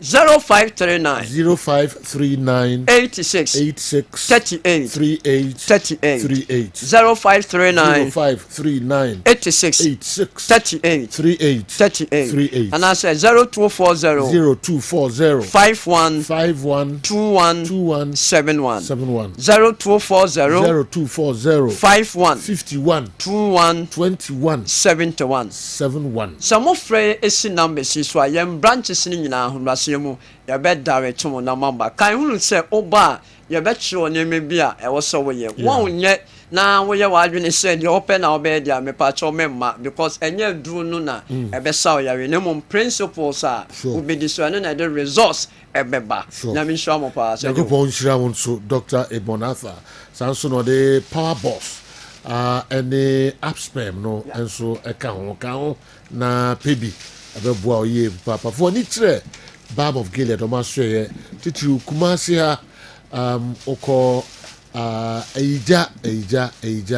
Eija hotel annex for nchemu wa ana be MTN for no omochi o unsa ebeka Dr. Ebonatha and the team no na omo aboa oye papa se vinegar no so bi na o pata odin kan akyeremo So ba Kessben FM ase hɔ a security post hɔ nom panifo hɔ no betumi aboa ɛma onsa aka bi blue ɛna Mr. Martin betumi aboa okɔ enkran so a Kessben FM ahwɛ hɔ Pacho Circle ɛhɔ so onsa ɛbɛka bi to aso ama Kessben 93.3 Kumasi 92.9 Accra Awal Mohammed Betransi na odiafa Africa kakra na fi ye di fie nsɛm na aka ne nyinaa no enso ato aso ama mo ene Newton Latte Marijata ese screen no anim ho obɛkyerɛ Asante Kotoko faithfuls na supporters no say expectations no munsusum pejam though team ni good but munsusu empeja mo expectations no emu na DNT ena okasa yinhia no board no anim bouncer ena di way enso ebre. I always hear people saying football is growing, but we don't have great players like 10-20 years ago. Again, Charles Taylor, for example, Stephen Odro, Emmanuel Osekufo, Ismailado, Joseph Hendrick, and so on. My question is, why are we not getting players like that again? Is it that we are not giving birth to talented players again, or we are not giving them the proper methods, or our players are lazy? Message bouncer message so send down so adwin eyo baby a wo bia Kojoba Ajiman honorable SSN Ghana Digital Center CEO Joe traveling around the world with its associated difficulties is not only an African thing. No, try traveling around South America and you appreciate it's not only our problems till a team charters its own flights. And the North Africans always do. It's always going to be like that. Okay. Honorable Kojoba Ajiman, they also the Eba, I don't know, in Africa, go on, and I went to a day. I'll say North America, South America. And also Tari. That's all no difference. Okay. But usually, so Jamsco was a minute day. Though our drawn game against young apostles ease the pressure and motivated hearts of folk to win their match. Our players will go up. Our players will up their game. They should start shooting at goal and stop only the passing game. Okay, Jamsco, Swami, and anyway, and so by hour. Jamsco, you will come. The message is running mood. Yeah. So Jamsco, yeah. Was a controversial. Yeah, as would you grow about do capa. Yeah. So no question I say my exercise referee. I said, yeah. Line one. I didn't shock me. I wondered. Yes, I wondered. Doesn't even see. Okay, maybe a room. Okay. So, but to be a dream. I'm Papa. Kosi Brobi. Jamsco never is son. Jamsco is powerful. Okay. Yeah, it was. Sergio, one thing is that there are some players be omonye appreciated. Obeye juma pa ba ne din enkosoro da. Yeah. Meanwhile, juma Sergio, ye di ne juma no to nsene so ne ameja Sergio. That player could be one of the things, one of the persons and why ye juma pa ekosoro. Okay. There is one Egyptian player, be a friend Ahmed Fati, Sergio. Minsro na Mecca, Sergio. Mecca said for the past 20 years, he has been the best African right backer. Yehu, the continent. Waritai at age 39, Sergio. Eno calling a quit. Say Waritai from football at age 39. Okay. Sergio, this man has won 11 Egyptian Premier League titles. Wow. 11. Wow. 10 with Ali, 1 with Ismaili. Wawini 4 CAF Champions League titles.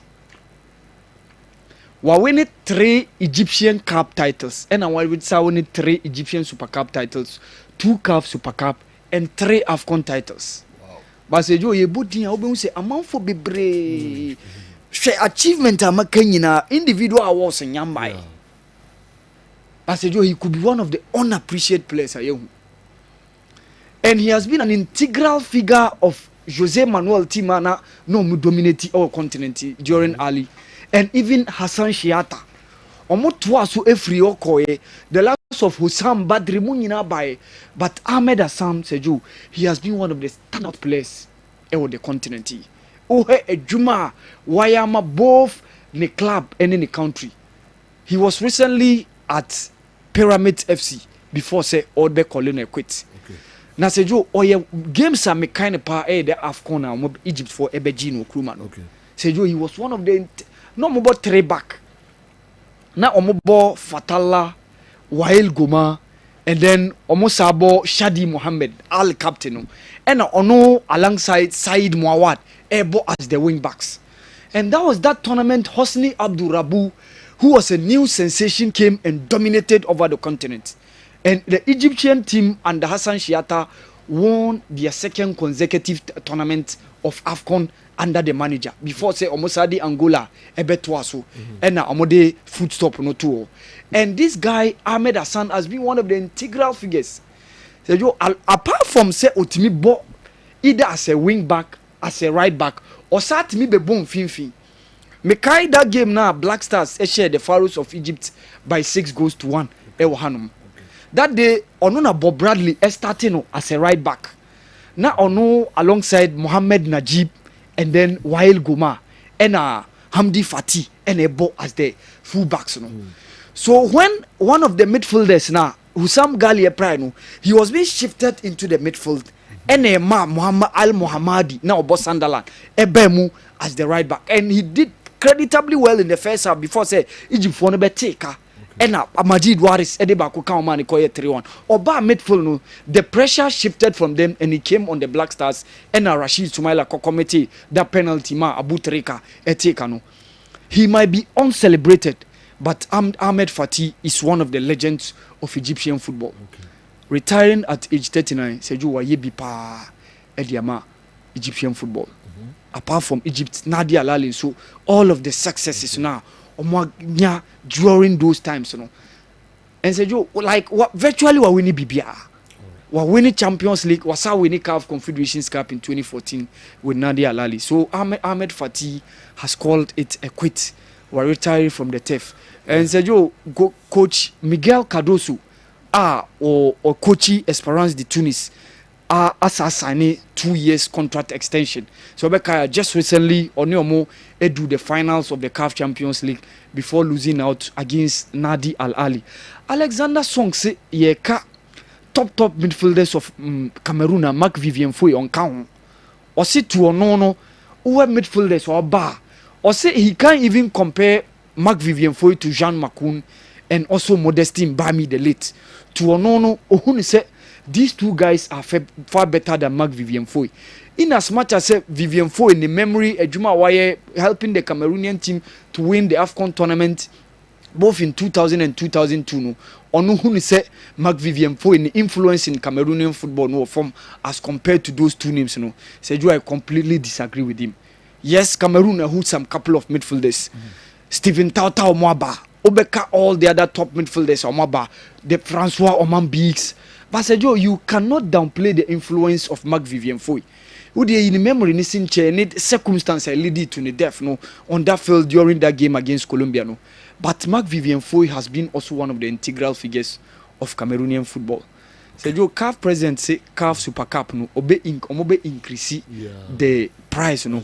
Last season now my boy 2023 win anunya $500,000 USM Algiers. And runners up no of Nadia Lalin so almost $250,000. Almost looking forward to increasing the figure. So nyame boa Friday you be both that game near your Belgium CAF Super Cup. All right.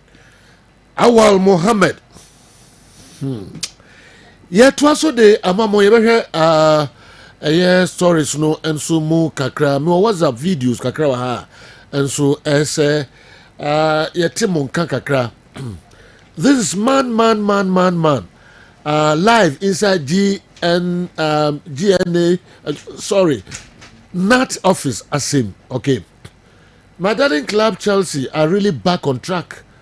Kudos to the technical genius, Enzo Maresca.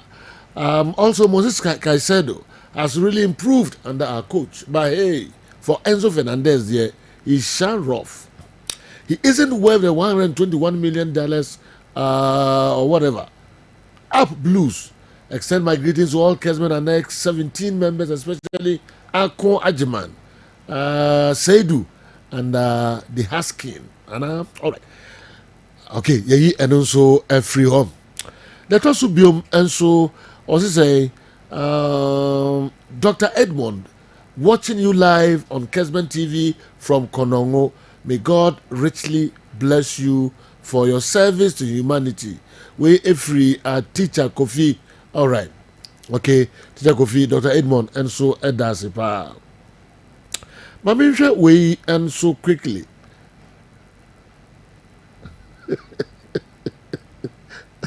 But your doctor Sorko, why? Or Sorko. Ask Dr. Fufu and Banku which one digests faster. Me pacho wa Sorko ba. Nyakupo ya do not saba.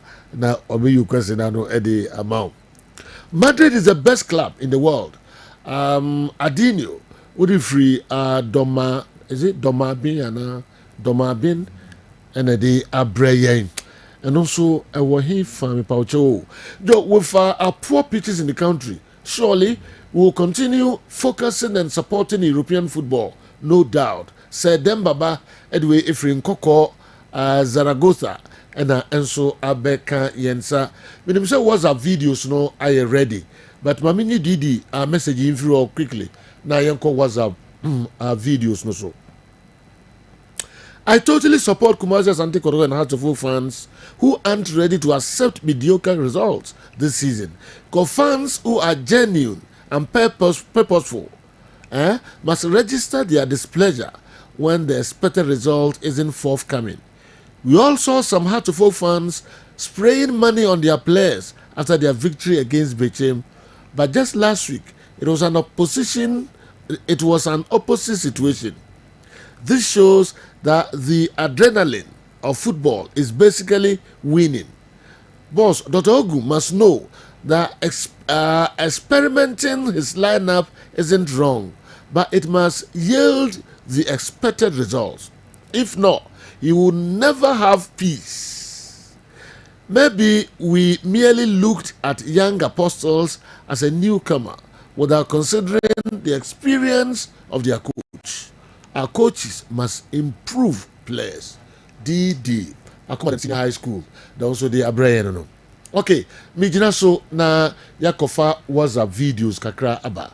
Yaba ededia kanu so betra. Yenchekra. Sejo. Because everybody turn the streets. Pacho has for one. Na no born on boy no muni bobo say. Ena yabo too much say yentimi enhye one go kurampo.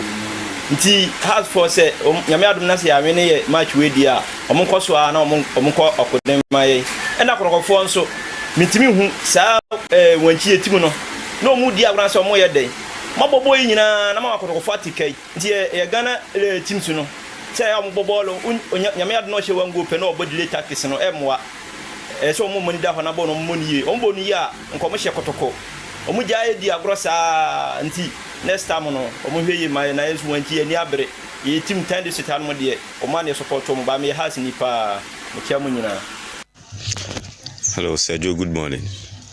Me pacho asemi chire madrin kakra fa Ghana FA ana say Ghana football mbremu say falling players 5 no ana say falling players enum entry make it like yentumi form enka ma de squad ho na ti se 3 pe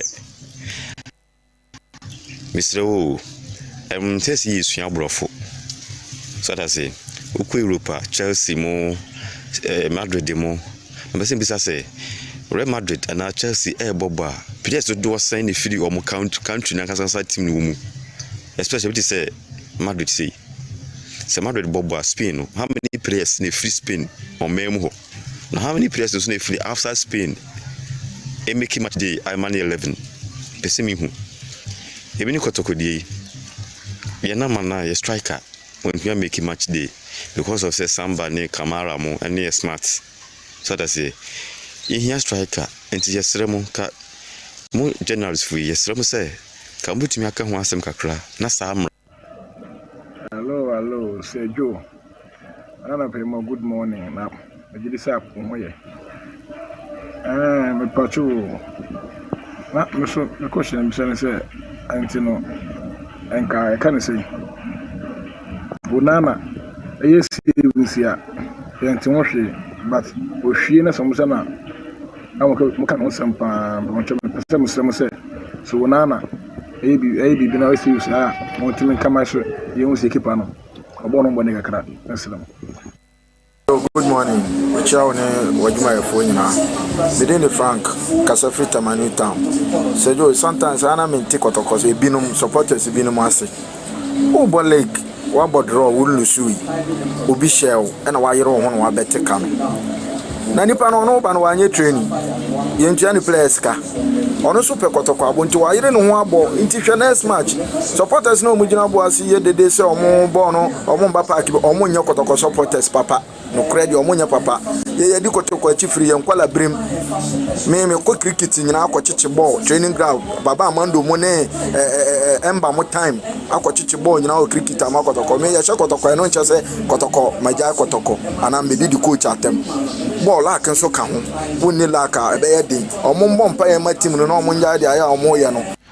Good morning, Sir Joe. Midiane Nana Kwame Dinkrabo Ajibre, Mekase Free or Sakwama. Mechiaone or panelists, no. Ni titru ni Sir Franco now. Masem Bisane said, Osha House of Folk, Bomo born and Nano, Quesia de ya.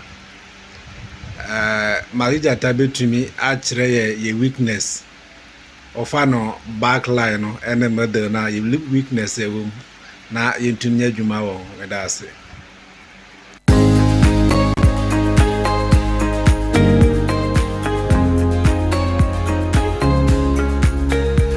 yo yensan emma makwa bamra program no so na we the first batch of videos I dey ebremo yebesan e dey foforo abeka ho na videos e dey medi nkanka no say the sound no na me busa say ba ko na oye video na oda ho nti wa na ye o sorry na tra na ya it would dampa so sa na video na ye de o he de o yesisi na de na o he se de o sie ma na ye kama yes two the brothers one that ho sa time da eno na ma videos ni bi wa ya ye mo no ya no mo ntiate to bi na me wa de go ntikra mo anya no afrim witney okay ye issues na abane and Sakra na kwa make the local stories no edo super ye who shall say free me you know I'm sure say from coach Asarabedi Akone yeah kotokode adeba akwa me kan say adwuma bia obi pese wo ye no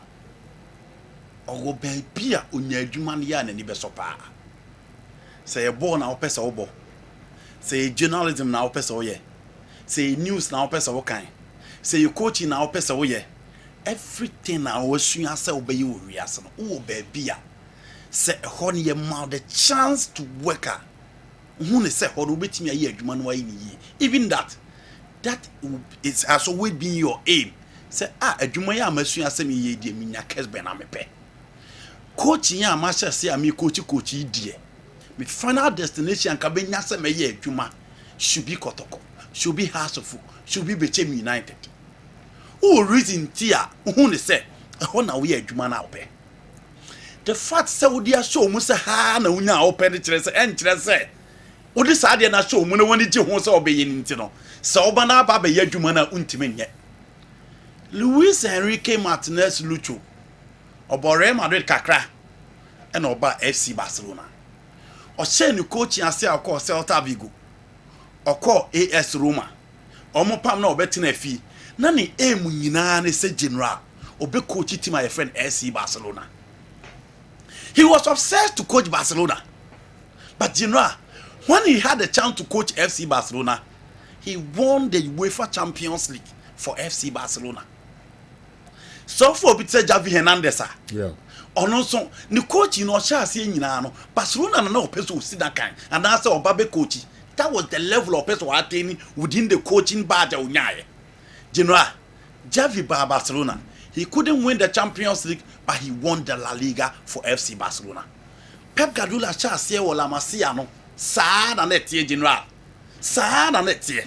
But again, Pep aim was to coach the Barcelona team. He was obsessed to coach the Barcelona A, the main team. General Pep coached the Barcelona team and Oji 6 titles in one season. That is Pep for you. Eti coach Asarabedi akuso ekumasini. He feels he needs to be given the chance. Enon kwa ni kotoko na opeso unya o coach ni ntirasa oba kotoko awon ade. You know ntirasa. Say ope kotoko opeso ye andi peso ye adwuma o Kessben. O se ni na adwuma die nyina Kessben opeso ye adwuma. Eni nti oba a recipe for disaster. I disagree. Nti mene ya yenua na odi message ne bae no mene ne nya adwen. Was it all kind of publicly? But sad o kan ya na coach Asarabedi ako. Nsem o kan ne ne de adwena yes afa ne sa na say sa poti no kan emre bema yensantie nsem na o kan no exactly what he said but me say yes inti general sa na seminate he feels he's a Kumasi man wa coach brekum kakra wa coach aduana kakra wa ko house focus a deputy coach wa ko young apostles one kotoko abo he feels so omo coach kotoko no omo nche no. That is his opinion. We can have that in contention and we can discard that contextually some other time. But general, say also when you talk there are players baby o man ka say. Intina Selby. To recognize me because I'm from Kumasi, Mashanti. I just want them to recognize me because I'm from Kumasi, Mashanti. Kumasi needs Kumasi people. I'm telling you. I'm not saying the other coaches are not good, but I know what I can do if I get the opportunity to. Football, I know doctor in terms of education is far ahead of me. In my own case, all my life is football, and I'm telling you, I think it's a gift from God. That doesn't mean that I'm not going to lose the match. But meeting protocol has all those big top guys. I'm not afraid of them. I just want them to recognize me because I'm from Kumasi. Wow. Claire. Yes. I just want them to recognize me because I'm from Kumasi. Wow. Sir. Dr. Ogun, Akosukwu chair no. Kotoko needs Kumasi people. Yes. Okazao. Yes, he said that. Kotoko needs Kumasi people. Yeah. Is that right? You know, he's not far from right. Sir. Yeah, he's not far from right. He's not far from right. I know what I can do. Yeah. It's a gift from God. Yeah. The Ogum di chair no, and he said Akuskum chair. Also, Kasa Bibrerudu, do you know the only someone got into you? Of free Kumasi. Yeah. Kotoko needs Kumasi people. Yeah. How? I don't know. I say, yeah, bad radio me. Oh my, I'm mobile, I'm doing today, and no, I'm to here, and I boy. Razak offer today, I'll be on. Okay, the enough friend be mail enough to call quite as well, so be on.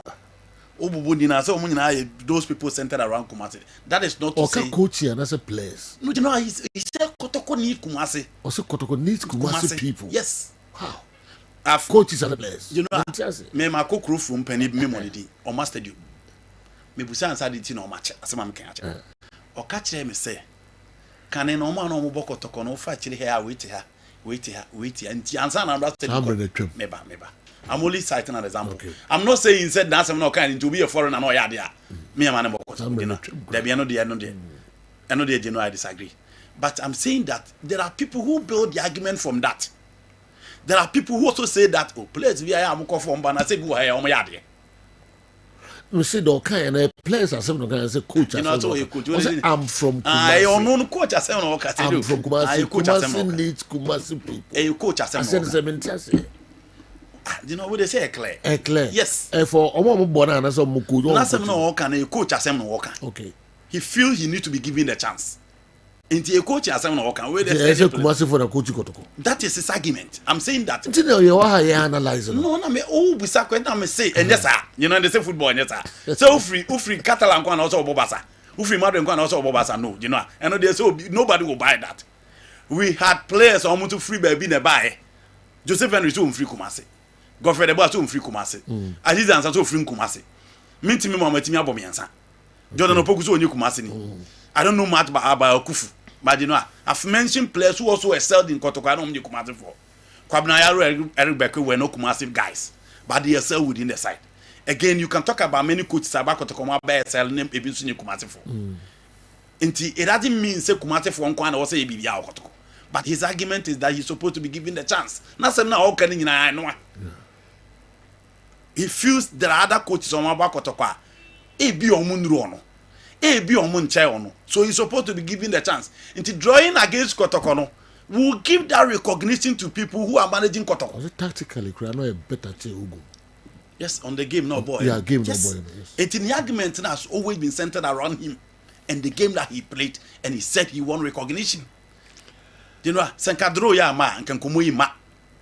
Kotoko boni tu and can come ma. And this is what an application letter about Kotoko. So I say me okay. Wamu be an application about Kotoko. Ah, you know, wamu be here. Some big game there. So about big game. Salif Fudi Maria, Kotoko, any 11 wonders. Yeah. And all the training din. Ewa Accra Sports Stadium. You will see in a house some. There are a lot of players on which share big clubs now. Says I know me wanonka. Says application you me anonka. Say me Kumasi ni. Kotoko is Kumasi for the handle Kotoko. Opele e kan bi no nya Kotoko kochi. Opele. Oye bi no. Oka say Danny Shitu na born the center back. Or Julius Ejame ko Nigeria obetu Danny Shitu. Bekwen 18 ball striker. Oba say Kotoko chen tune. Kotoko van for Opele so me coach. Baby I'm say also be Kotoko. Or the system when the be Kotoko. Bekwen to me nya bi difference formation be tactical works of question now say I'm addressing the question. No be Kotoko. Okay. Do no so be Kotoko. Wan ka say fe no ne be bo na we na bo awie. Opela an ka say yemfa Kotoko team ne ma no. Because of 1, 2, 3, and showing the differences between on the coach handle coach say or a better chance. Bringing in education here, the coach has already acquired. Coach has already acquired. On that phone, one pack coach Gumcho behind the scenes. One can say coach is no credit. Those statements. Simple. One can say a better chance after match, right after match game. And not before game. No, referee. Opele. Do you know Opele demean the whole Kotoko center? No. Opele. Also, you know, I listen to Opele apart from radio. I listen to Kotoko. No, better handle them better. Obianka Okase ya na Okase. If you want to talk about your Okase, you don't take account coach has already acquired. I think said those words, you know. Yeah. And that moment. And those moments, no crying here. First of all, game no one share coach, you know. It is what tatis had a buy and a course Roman on 1 point. I talk about them. I could find education, but more. Then I pass cases. Was in the school or coach? No, school no better. School no better. What league? What league? What league? The Makotoko, league. He has the league. So, person says school no any difference. I'm reminding you, coach as a radiaco. And in the coaching profession, and you're nice. Right after game, when I want to 12 war at the Guba, and you're nice at all, coach as a radiaco. We should tell you this, and you're nice at all. Make me opinion here as a young coach. You don't do this. I'm from Kumasi. Kumasi lead Kumasi. No. I'm maybe cramming comment on the yes, I call. All right. Now, tell you. What do I know about Tunga Grasa? But I know I don't know. No. We take comment initially. I said, what is this, coach? The coach go carried away. Yeah. At the end of the day, yes, because said you are winning a game. A draw game no abebo. Draw. Inti draw na abebo no kra na. Chani say who boom fear say we are inferior to him. And nkese say o show no went to me answer. school no akɔkyerɛ me. He went too far. School ni kura de nanke ni kwan se bank because be ade bia wo ye special coaching no say na control exams. Yeah. Sorry, referees in the control exam coaching. Who exams in the sa na nti coach ni kura ya added advantage. Sorry, school no kura no kura ya added advantage. Yes. Asikyerɛ ne sɛ nipa no sɛ de nneɛma ma mu mienu ya be about no more likely to understand. Ogu view grow don't dey Kumasi the ever Kumasi. Ese kotoko dey Kumasi for. Come on. Na sa na and one carry you got carried away by the moment ball against so coach has. Yes. Say you cry for ni hono. Sense so mbe fa be free akọ. On grafo be o. Coach cry hono but mbe fa akọ cry nti coach we dey go carried away.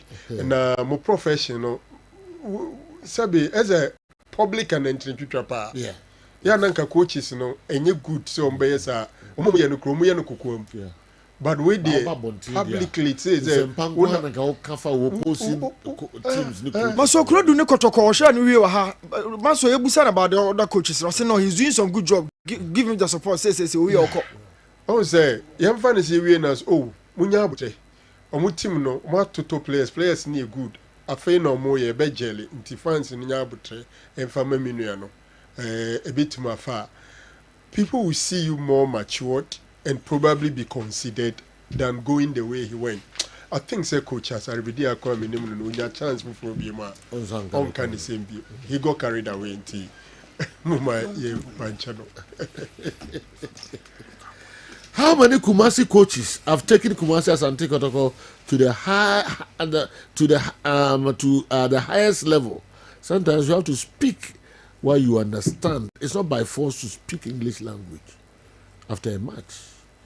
Is it because of the English language? That's why he said all that. If he speaks his own language, he would never say that. Oh, as I remember, what to Uncle school. Yaya Mohammed, I can't say we. Yaya Mohammed. Lukaku. Yeah, Lukaku. Yeah. Kotoko, Adriana, Yaya Mohammed. Yaya Obapa no te Yes. He got carried away. Seriously. Bro, what are you talking about? The comment from Kuta Sarabediakon was unfortunate. We need not to entertain such derogatory comments. The fact that he comes from Kumasi means that Kumasi Asante Kotoko must be given to him. What did Ogum do? What wrong did Ogum do to him? He should find out why Samuel Boadu is finding it difficult to be recognized in Kumasi Asante Kotoko. If we need that, need a go and Fufrana. Makasa and comment no kind of spot on. I do think the bar say one Kasai. I've not discussed or Kasai and now Kasai you are. It's need a cook the powerful. Oh, but we didn't see any wrong with the comments. You know, you never ask questions about what I see. What the example, Baso Pele, the same no, thing. You know, and that was not the question. Okay, I was discussing why he said that. That was the exact question. Have you never heard the Pele example? Who say? Also, letter back to Kwana. You see, the one kind of application letter, what true? Yes. And I say, Opele can the same thing in Akotoko Kuchi. And you're not making it right, Anna. You are coming with that exact question now. Opele de no kind one compare only your coach bia. Now Opele does all be Sekotoko. And I'm saying Opele, if you listen to Opele's press conference. But that is way now okay, that is not okay. Formation you okay. 10-0. 10-0. 4-0. Yeah, 4-0. Yes. That's okay. Yes. Meshamu first this guy. One can say we were the queen. One take a coach. Me ultimate shame that fine could see him blah blah blah. Any Opele. And the Asarabedi akwasem no kai. Asarabedi could okay different. Ogum no nyade in school no akọ. Did you listen to Opele very well? Oh. What was the meaning of what Opele said before the game? So who you saw Opele there? Then you know where you are justifying. No, I'm addressing the question asked by Sejo. Daddy, said the okay. No, or say. Even in this context, you are using an example to justify. I'm addressing a question.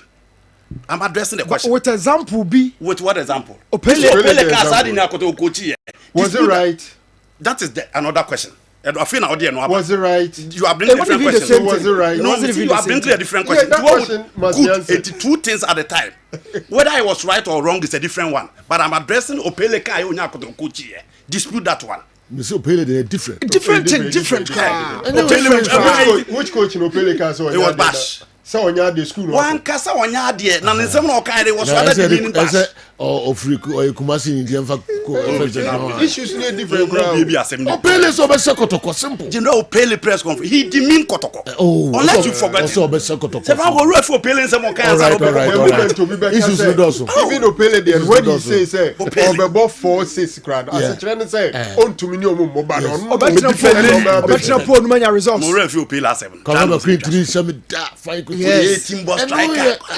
Yes. Are you different from a coach at okay, we first here. Different crowd. Here there, Coach Karim Zito, so the Abbas is here. Coach Karim Zito, I say, please, is education not part of coaching qualifications to license A?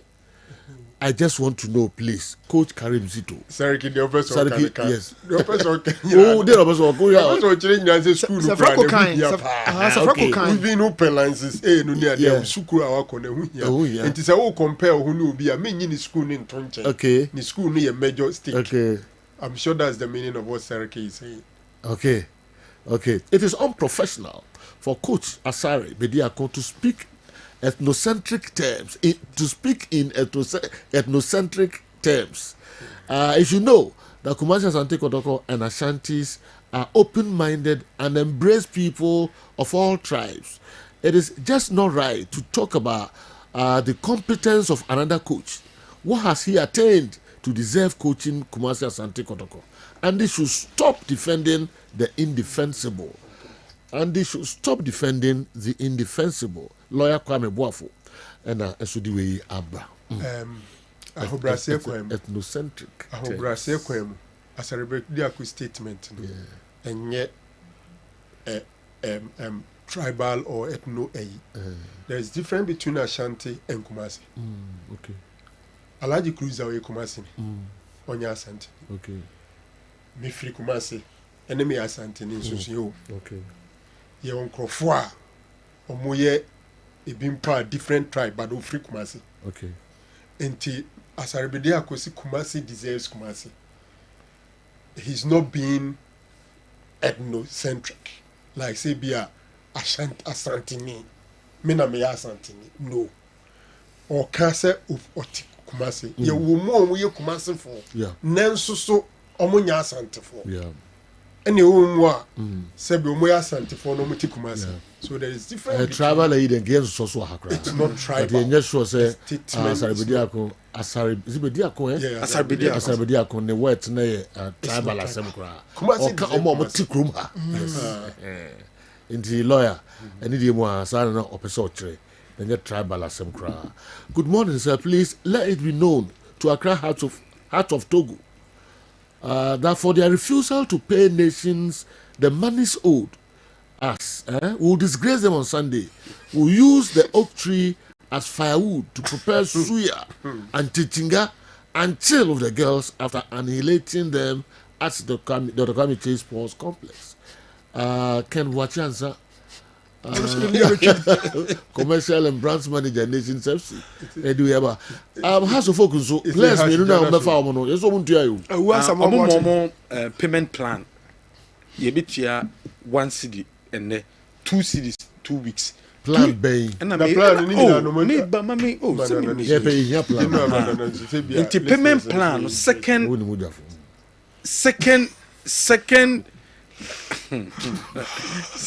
a year also butian and no busu. Yeah.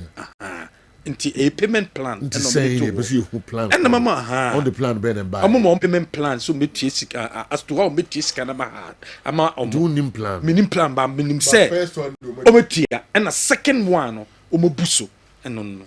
Okay. Ken OT program or the paper. Or the paper. Okay. I'm from Bra. Dina and also I don't know. And also in your message every Brekum Chelsea owner.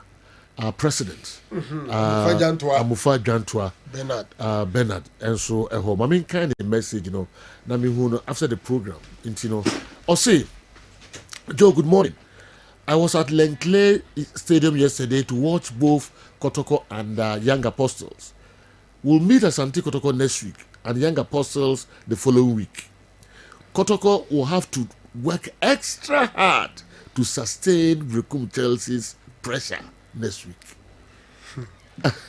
I'm the entire Chelsea family no more. So coach by club president by some technical guys. No more now stadium. And the Ose Kotoko ebe bre to sustain the pressure from Brekum Chelsea. And the Brekum Chelsea president, they are bremis say mankind. Na mo fa ball Obubidie. Oh, when I say the Indian discussion here, say Mobi. Unimnitim. Coach is Mobi. Unitim. Yeah, Mobi. Na game players from come discussions. Na chese unimnitim no. Dem person can go see no. Yes. Say unimnitim no. Okay. Into trust in the team no say Kotoko team no be here any there. On be struggle to sustain the pressure. Okay. Yeah, other issues and they say who discussions and sana. Kwa Mickey Eddie the local source no and so abreye. Okocha policeman Coach Asaribedia coach will come and apologize to Coach Ogum for saying that he will never coach Kumasi Asante Kotoko. And who is he? Coach, who your team? We are appointed authority. I am Ziroka home. Okay, that also the Abba, I don't know. Honorable Kojoba Ajiman, Ghana Digital Centers, CEO. Oh, please don't read this on air without the blame the money. I'm in the middle of a show, but yeah, second man got kind of the band, so I'm going to carry as a gas member. Could you, okay.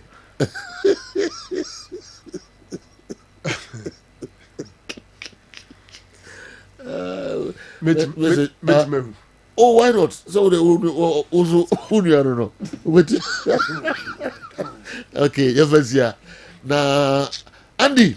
You know, message Ben is saying, "Can but so come make you banana you need every home." You know, it's early days yet for you to say just after just a game because he has strike and don't go for strike. Okay, and that issue by no. Yes, too early.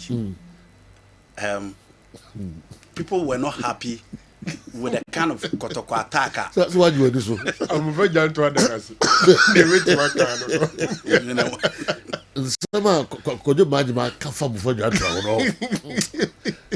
Abu Faso that's why you were this.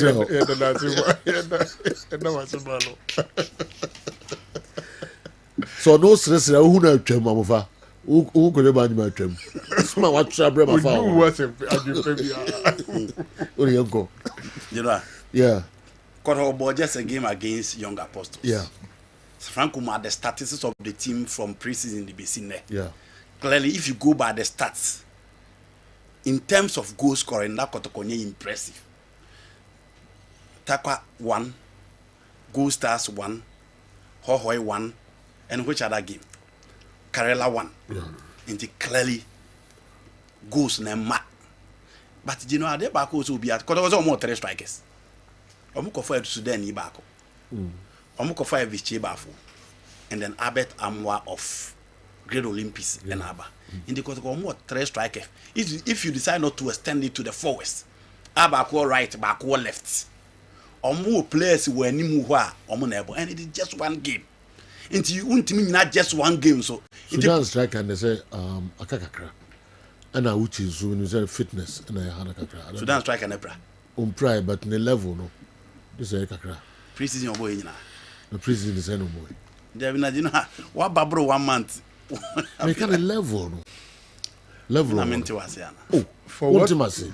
The ball on the performance. This all happen the game, no kakra. You know, Kotoko omunya results. Omunya results. Now how can we be?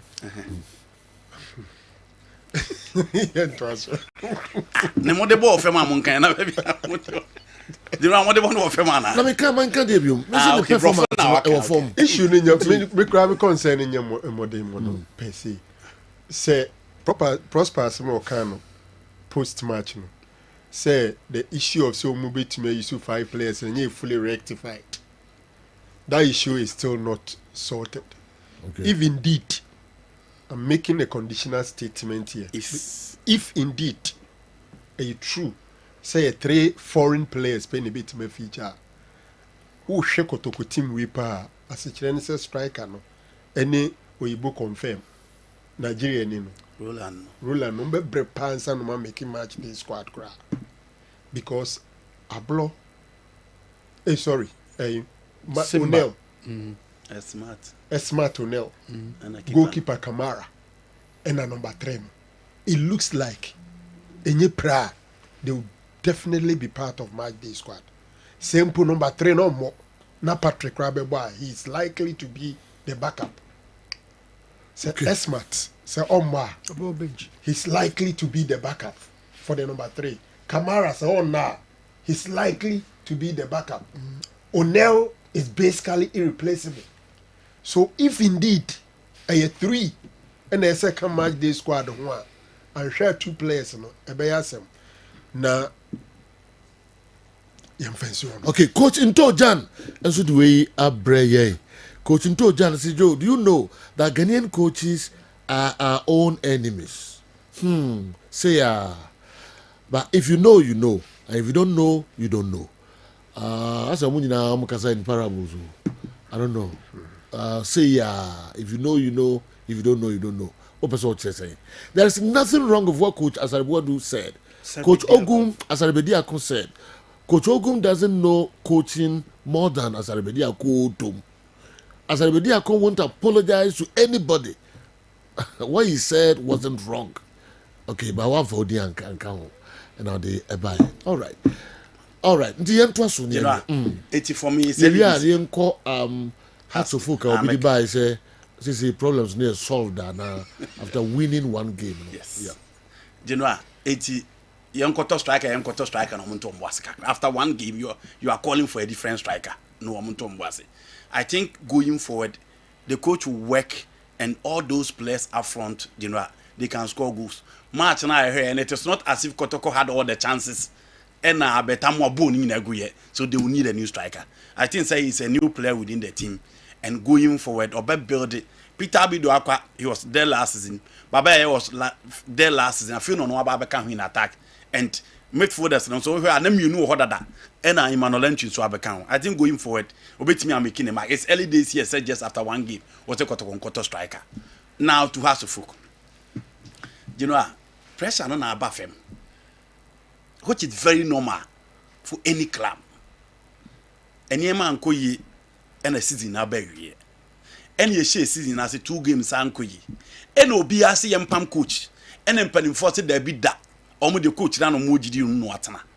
And I know omo bo game again Bechem United. And a has show omo 2 goals. You know pressure na abafem. Problem ni nyina solve ye.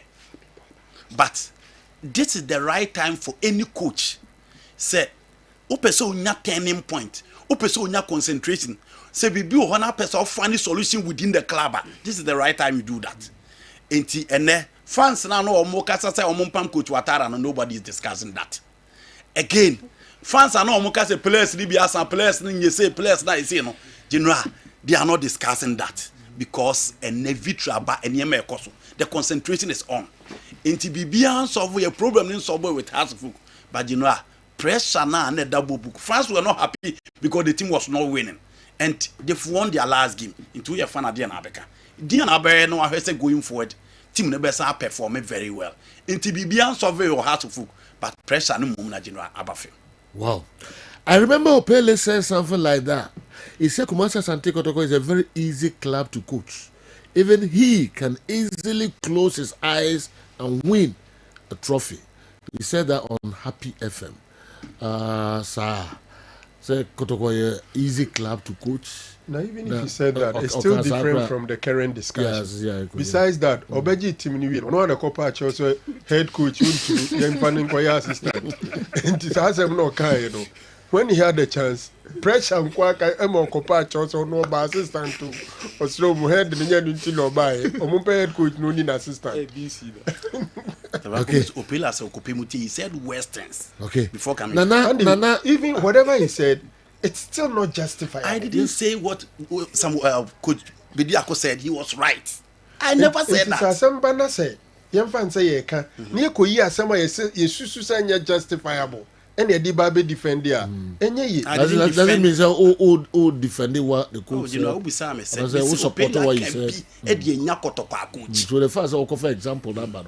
What the Bible support to what coach Bidiako said? You asked a specific question and I read that that question. Into who justified what kind of who supported the question we say we never discard your kind yet and that and this first response was that the coach wasn't far from right. Did you say that? Which is an endorsement of the statement made by the coach. For the first time, Andy is being capricious. Nana Mankwa, and the way the first time, Andy is being capricious. Okay. Good morning to you, sir, and your pundits. Please, I love Andy's analysis, but you should at times control his emotions when someone also shares his opinions. God bless you. Fifi, Mankasim, the way, and so a buy. Julian Caesar, Eddie or the buyer, no. More addressing in our Sana Kwam Mikiaba. More addressing in our. I think the other one was, say, Ofuze Ogum, ne Kasani Adintin, Komumpe, another person, manner, like ahead of post-match interviews. Yes. Ubinya Nkofua Mubechren expected questions and how you should handle them. Who feels that I control the temper. Yeah. Among one non control the temper. Coach Ogum, post-match. Yes. And honestly, apart from Sunday ED, Army feels in the Kasananko, is he noted for making bad comments after matches? We were kind of there, I don't know. Yes, because I think that say consistent, then what fan say that is his weakness. Okay. Then you look for a solution. But if you fan say a C once, then you can say he got it wrong. But say consistently, it be a one or two, you know about 2-3 times post match. Minka so nyebi, beti he minkai bi. Okay. In the fan say be after matches. Say no kika enko yedia, then that recommendation will come. We are no the few. I also think that Sunday no, even the facial look na emma like enchirese a chen ebufuo and I know they kasa, and it's not the right thing for me. Okay. Oshe house kasa na and general. Adena fans no ne heckling. The man answer no kotra honum. One ya careful in the midst of okasa no one here wunya words fufuro apart from noise no emfansho. Okay. One ya careful. But when you are careful, maybe you'll be able to do without that. Because our friend is saying dede now moye no. Dede in this case is noise. Yeah. But I feel that so yeah, coach, na fans, and you're happier. That is not the time. You rather calm down and tell them so. Omunya these are the challenges and these are the issues. Yeah. But okay. Sure. And you see, the no. To be very honest, the architectural design of Obuasi, and so muheni baby a coach ni players ni fa. Ebesen ko pre-match no. Se saa na tie de na se omu wi a gate no, mu make sure so be man the wall. Na nkrofo nya kwan because we say na players ni nam nipa nim. Any coaches ni nam nipa omu ye so close a obi abetima attack obi anytime. Football is about emotions and ye hu kotokwa ye wi a nkrofo punch udi agobi be punch obi. Ne call so seen ni videos na ye no. Obi ye so two coach blow beto no. Also two player blow obeto no. Enti se hona kotoko de ye ni venue na football bibia betimasi mu dia ye dia ene omo hwe how omo be man gates no before the players pass through that place. General, this is the omo mu TV in yeah. How can the coach after the game or players and you happy be in the fans midst of happy. Fans in you happy be in the midst of fans this week. As o engage you omo. As e do be so no mu ka so omo ka no so can be. So chiremo senso omo can ought to be you don't get it. And in this circumstance anybody can attack obia. Madriam say we uko boase aseni city and ha say eh baby anka VIP for no no pe ene wo ko bie sa padlock na wo ho no ena ma fans ni wura omo bie ni mi enu nyina oh by ideally omo be man gate no especially when resource is not good like this. The other side of the VIP gate na so omutum, this side na so omutum, then e be akakra no more VIP on the BPR found. Otherwise with these scenes anything can happen. Young apostles in Puli. Kumasi need Kumasi I support his comment with 100 bags of cement. And There you is may see that wisdom. is here. There is wisdom in what Coach Asarabediako said. Bouncer is Legon. Anyway, and so I'm so okay. Now, yes, you find this and Kumasi needs Kumasi. As I read, I will go actually kakao. Because from Paul Mansumo Mute Stadium, some of baby pay. Oh, my boko toko na captain, they are not getting the chance. Some baby pay.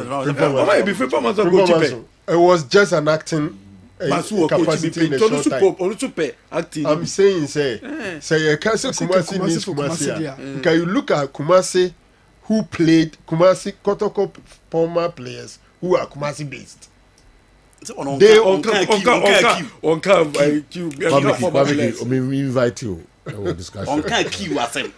saying that some are even more Kumasi and more Kotoko than himself. All right. They haven't paid a kobo. Ken Boachansa and I see me can't Mickey said they haven't paid a kobo. All kamikachos on checking here. Come making. I was so shocked you decided. You talk about payment plan, right? Yes. Okay. Please, you don't get Andy's point. There's a difference between justifying issues and using a similar scenario as a comparison in response to a direct question asked. Please, can I get a minute to explain something? Councillor Nick Edwin Friboise and Abreye. And remember, why not? Remember, Councillor, a time na watch him kakrade amaye. The next one, no, and so na Ifrehifa. What we know? I'm saying, Ogum Diano, Coach Ogum Diano, what we narrow, maybe what we hold here, okay. It's not, and so I don't know. I totally agree. I totally agree with Franco. I was alarmed when I came out to see that crowd. So I questioned those in charge of those gates why the gates were opened. It is even risky to the away team because angry supporters can also attack away teams and can cause problems to the home team. Need Dako again from Accra. Yeah, dangerous yes, okay. You know a video name. But boss, don't go boss second. Pon match you omu be target you. Pon match be omu be. Na half nyina about. Too dangerous. Dangerous. Sergio, if I were at Obuasi on Sunday, I would never have allowed Kofi Yesu to enter and study our game. Jam school in the way about. Na chese wono no wanko boase papa ni nyina wanko but as my work no is it right? No, that's not over na obi ko gina so no akọ ebi it is not right. Say uni team bi ko ba coach ni betuma ko hwe team no obetimi ahwe ko me busa mo one is scout nyina obetimi akọ what is wrong with that? Enti we nso ne ba ba ye member sam ne ho say say wo bo ase as agro no odi as agro no odi I'm telling you the oye no so we nya nkofo o support no na you cause problems. Yes, European who games are big coaches or multi-stands me VIP seat crash. Yes, oh na twa camera na to no say me wo bo ase as agro and go ne nkofo be try to prevent Coach Bodu from entering. I'm telling you. Yes, jam school. Yes. Damn school, what do we do? Jai, I drink 27 ya does no. Okay, Newton. And then feed away by I've said I quite make it in the local source no Abraham. Or say, I'm more than surprised to hear Newton telling us Antico supporters today to lower their expectations because he's the first person who gave the supporters more hope based on the players the team signed. Okay. True Nations FC center pair is a pair you can always rely on any day. Amefi Sunai Zongo. Who nipa ba kuna raising for hopes. And then also hopes omun lower no. Yeah. Omun expectations. Who say general, you can 4 point out of 6. Yeah. And you can say 10% fly sir. 4 out of 6. Or winning or Karela. after traveling all this way no about draw fear so dear let's say catch fancy but that is not to say team no and you're good and I say to me fight it but I never the reality is a pressure and all boss you know say I can be fancy it down the next game no and we are talking about young apostles team establishing you established teams in Muti so far. It is a young apostles who have a draw of fear. Now, both say, as I say, a cast calm down, as I say, cast calm, general. So I left into myself. Fast enough expectation in Raffam. Now, other teams are also prepared. Yeah. Other teams are prepared. The vision in Basaka for a year. So when you're more careful, pa. The new league, no, you tough for our baby. Mean you say, I was found who's no. No. After 3 games, you're quitting. You're quitting. I think you other teams, Andy. Any grabber, Syrian. You other teams, yes, I say Newton. We top 4 easily. I need you top 4. Oh yeah. And was that why some in top 4. Yeah. Me I was me. I'm me 6. Me 6. Me DM 6. Yes. And after 1 game no draw, you know. Says it won't be new top 4. The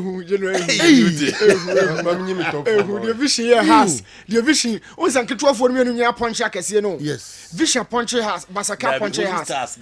Yeah, Basaka punch has. And a young apostle punch Kumasi. Yeah. So you're careful. Me my chuchu break pa. And Heart of Lions a cordoma. Yeah. A coach points in room. Yeah. What would you admit no? Tricky. Entino. Me say handbrake. What are young apostles? What are vision? What are Basake? Nations FC. Nations Diana. General. Nations Akosa Diana. And this is a club so no so mo hode pa. Na unko obi afoma. Also nkwa. Yes, ya. Yes, yes. And now to you no call. Sika sem na baby to. And on for trains and me wa coach Asare bedi akọ line so. Bese ye ne coach atwetwe nkomo kakra na teacher and some of the 2 dano na ehwe na dwen kire pa sema na o kan no say poti na opese or the 2 dwa amanfo church o ma dwen dia fa ho omo ne ya dwen omo ne nya dwen coach Asare Buodu sorry Asare Bediako yama aha eba Kessben TV so Isajo mejo so pa me chiati for so ojina ohun ya de radio dum no ye pa de nyankopon ase pa after when kotoko draw no na em so wo ani giem pa oh draw the well I guess young apostle young teams you the kotoko there maybe the team be ameshen be am when the me kotoko nko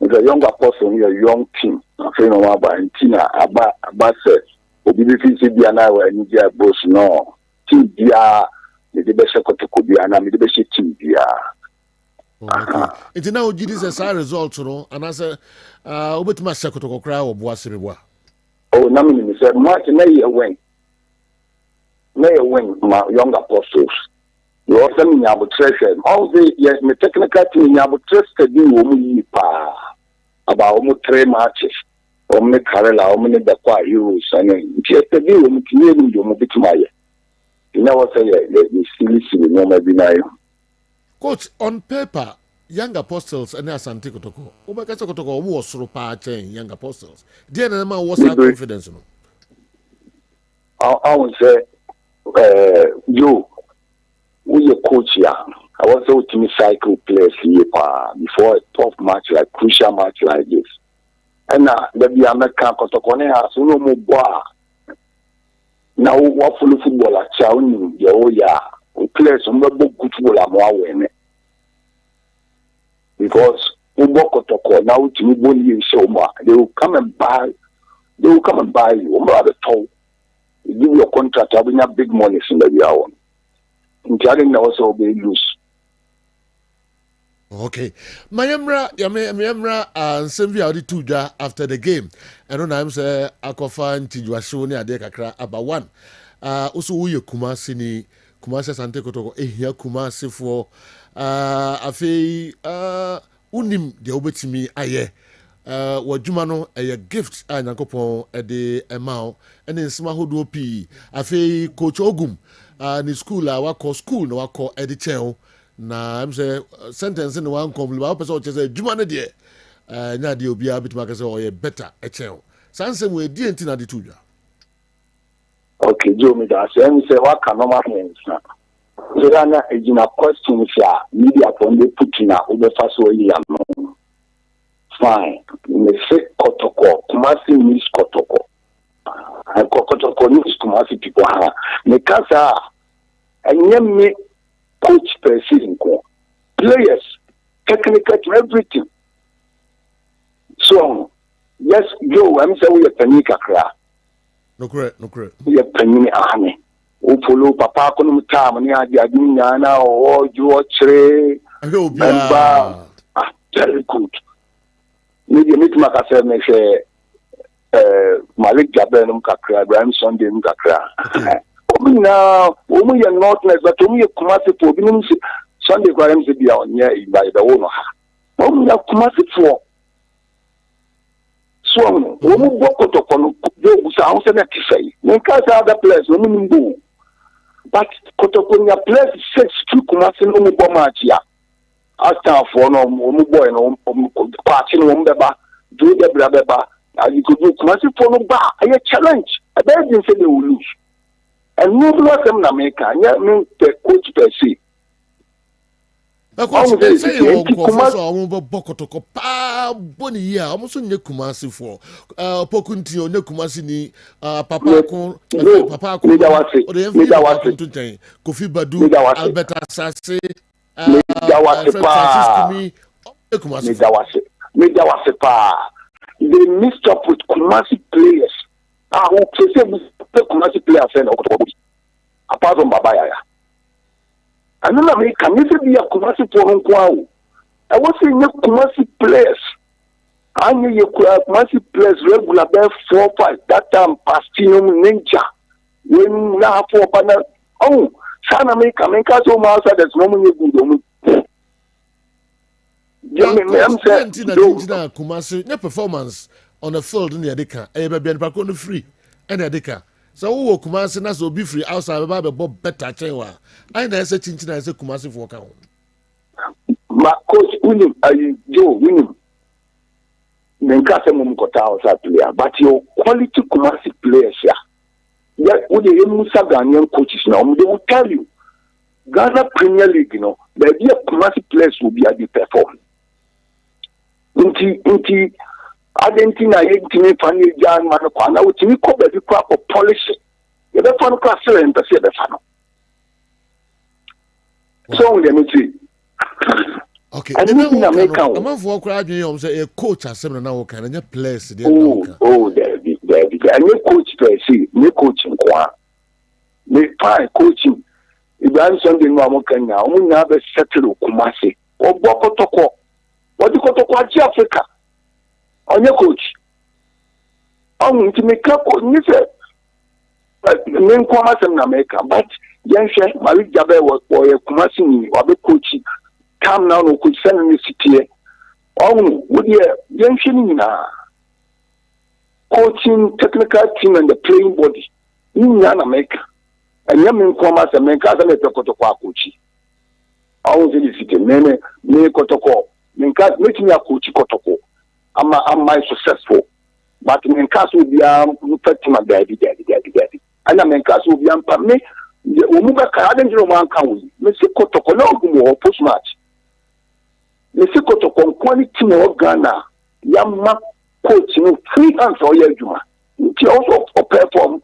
Sometimes come and interview me say you too far, you know. I want the Kotoko support to Ogum. And then my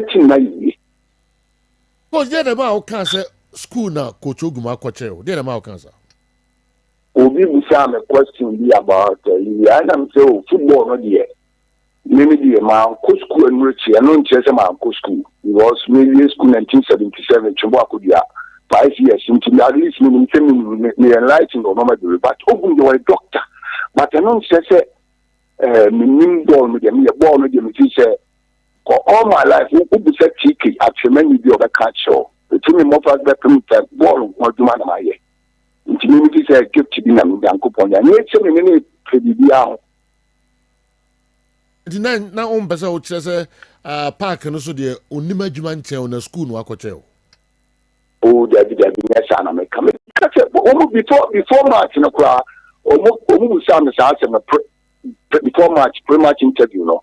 Guys, no more can say coach something about you now so then now but I'm so fine. When I'm a personal friend, but we need a quality coach. We need coaching pa. Oh no. Again, you know what I mean? Daddy. Yo, yes, on the day, no, Obono tactically. Oh, well, I'm the football. And I'm a football, say, coach.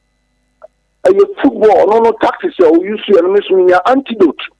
And Obono. So I'm going to say it. I need to get me and tactical maybe and I work it to perfection. And Obono. Stick. Where you make kind and missing a bone. And so now you're better tactically. Oh, I need and yet the bonnet. Sad to see you. Sad to see you. Almost a football. They say, boy, half first half. First half, no boy, no machine go here. Joe. Maybe. Two some many tactics and work it to perfection. That is when I the course that game you.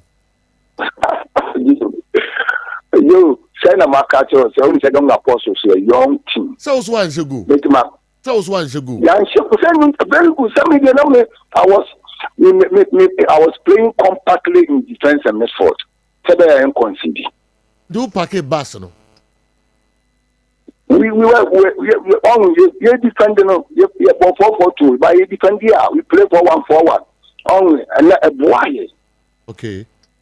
And aside that, and also, when you win get to with 7-11 now, they are misfolders. The 7 o'clock, access on a 6. I need people to tackle for me. Okay. So, okay. Intimacy, possession wise, possession wise 67, 65 and 67, 73. But I don't know, and a winning match, sometimes a Manchester City to make up possession now, so much lose, and I'm a boy. And look up, yeah.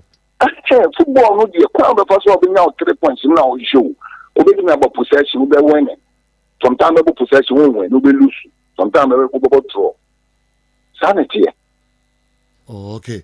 But coach, we should go team now. Quality now a woman no, and league teams and young apostles. Obakasa go team no was super.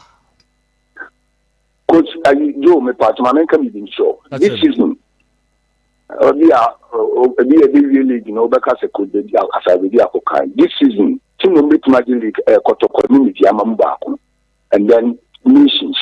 And then I make out the Famako. Kotoko Nations Mediama. Kotoko Mediama Nations. Dientina Okaza.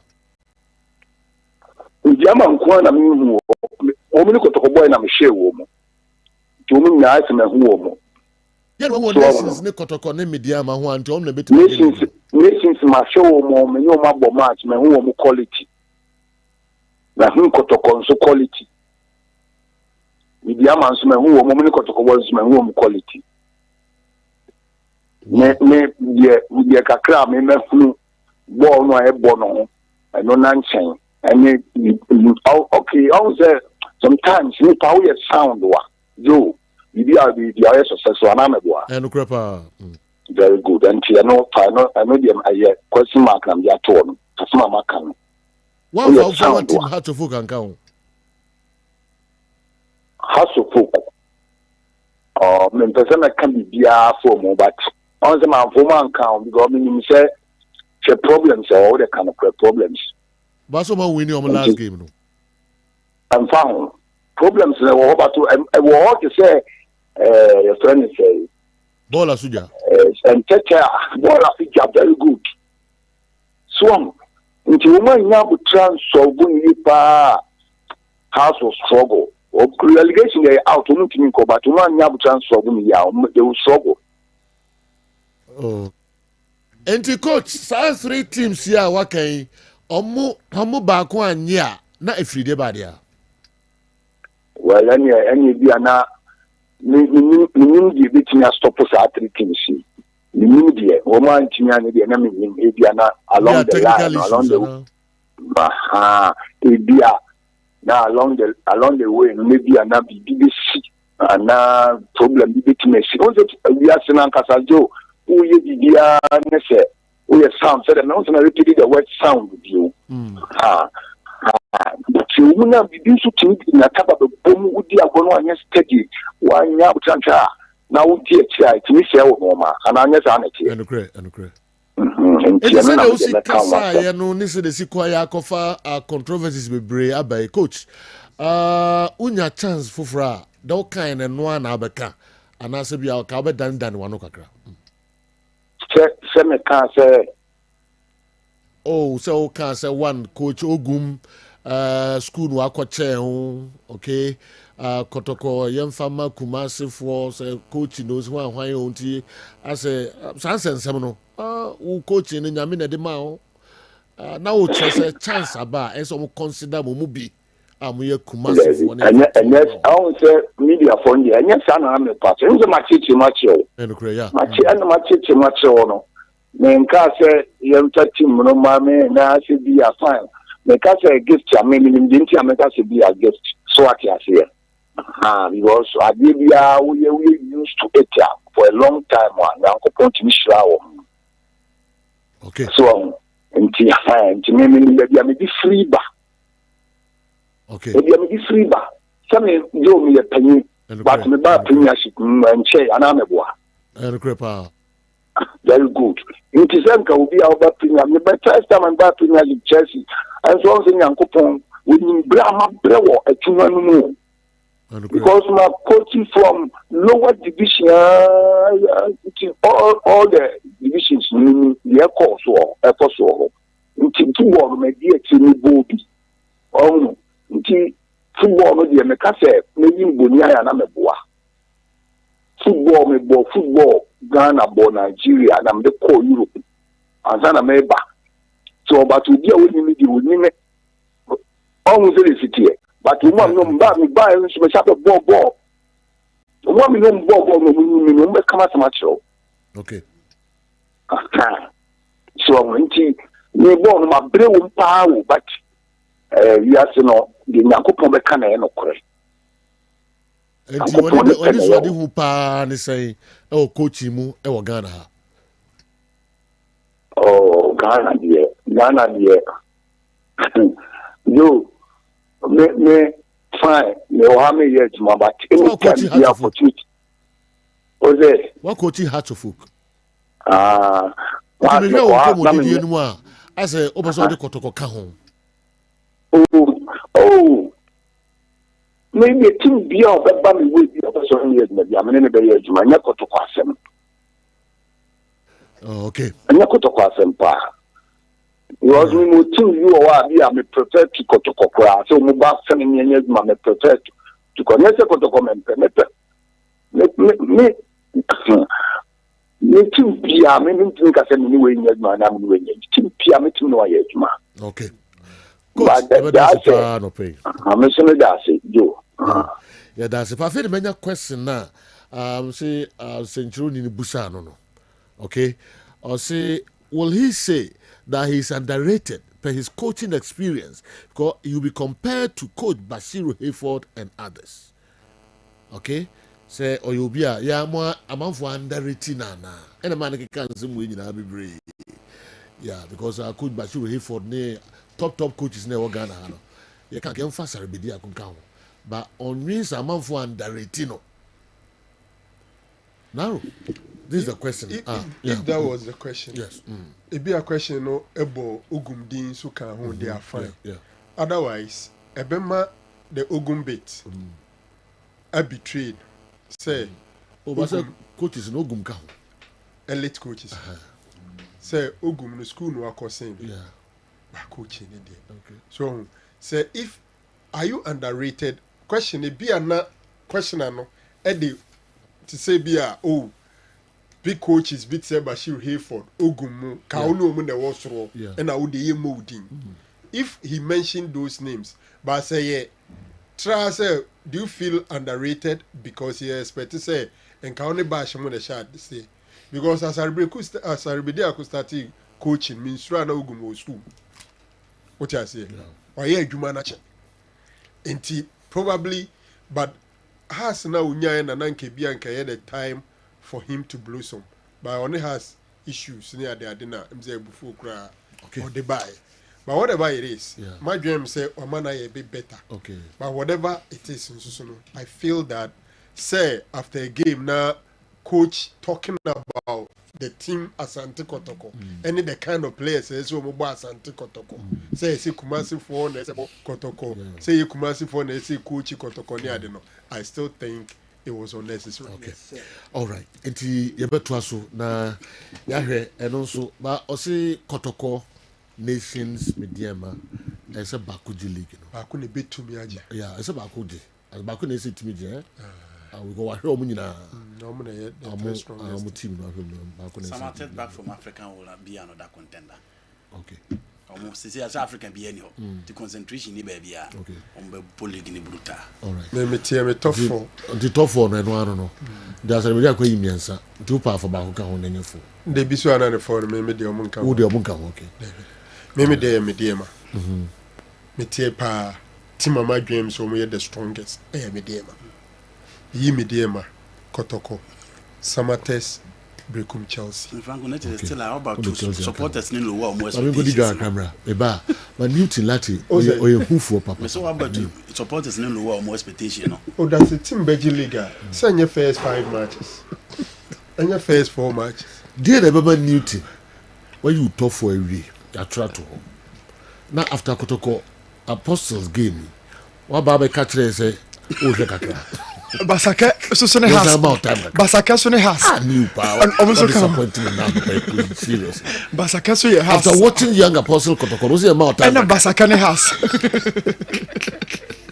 and Basaka ne come with you the Tottenham 74 T74 e draw was some no onum T74 ebeboa we papa T74 and no ase obebu ntini kakra bi na de gu nsuom obi a wo kidney problem or heart problem or lungs problem or eye problem and now say we obi a wo abdominal pain or syphilis or pressure no wosro or sugar level wosro or prostate enlargement and now say wo HIV covid and now fibroid ulcer asthma fatigue copy T74 na nombi wonum T74 yere mabubosin ebetu ase ebesoso ano etu ase e de amount any drug store chemical shop bi abeko bia ne benya bi ato anaso bebe dum aseda house oba so petit 74 your number is 0246 07 3498 0246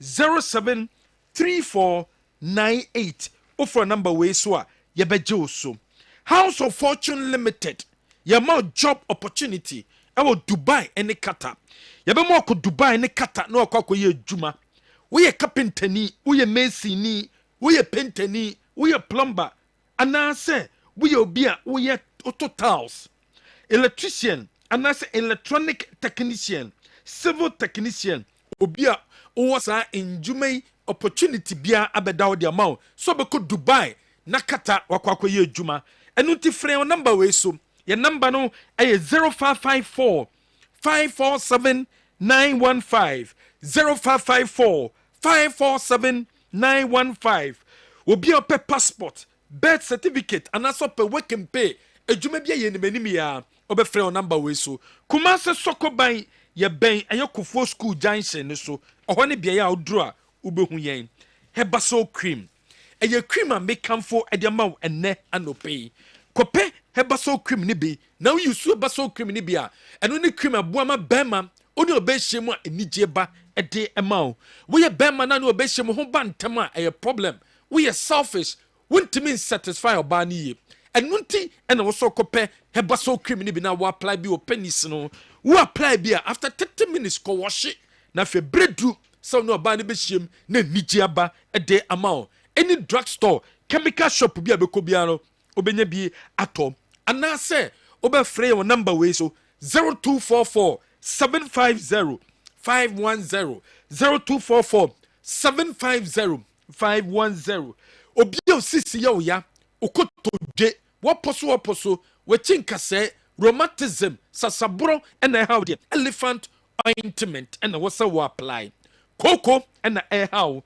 sadic herbal powder apply koko na sɛ sapowder no bi fɛ gu tea mu ukokom aduane bi a wodi bia mu na into yareɛ no ase ɛmfa ma wo sadic herbal powder ɛno ne powder ehia de ma wo elephant herbal mixture wobi a koko ɛha wo kɔpɛ elephant herbal mixture no bi nanom obi a oyematim obi a sisi ya ɛyɛ 100% herbal ɛno nti ɛna wɔsɔ use bi ɛna flexon 600 wɔ dwa so obi a mpo no wɔnya stroke obɛsɔ bɔn ba fi stroke yareɛ no wɔnante kakra bi no abrɛ blood insecurity onsai titriti ananse how ɛyɛ flexon 600 any drugstore chemical shop bi a bɛkɔ bia no obɛnya nduro bi atɔ yɛ number ɛyɛ 0244 750 510 Kel Chaco toothpaste ɛyɛ toothpaste de twitwi yɛ se hyɛ ne nso sɛ wo se ɛmahu hia o obɛtwitwi se no pɛ twitwi se anwumere a ɛyɛ Kel Chaco ɛna use a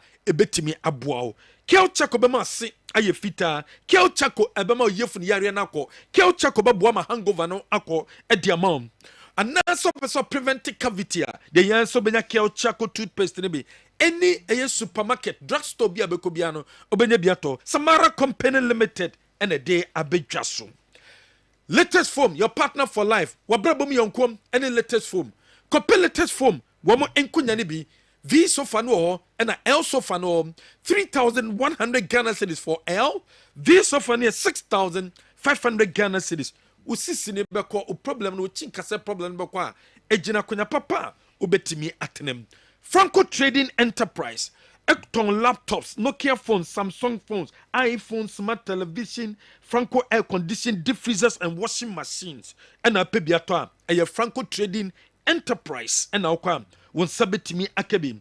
And uti shanesum, na for nature Franco Trading, yasuye, na yambo, na yama papa winano, won sa intimi enkebi. Reform Healthcare and Research Herbal Clinic. Reform Healthcare and Research Herbal Clinic. Dr. Jimainonum.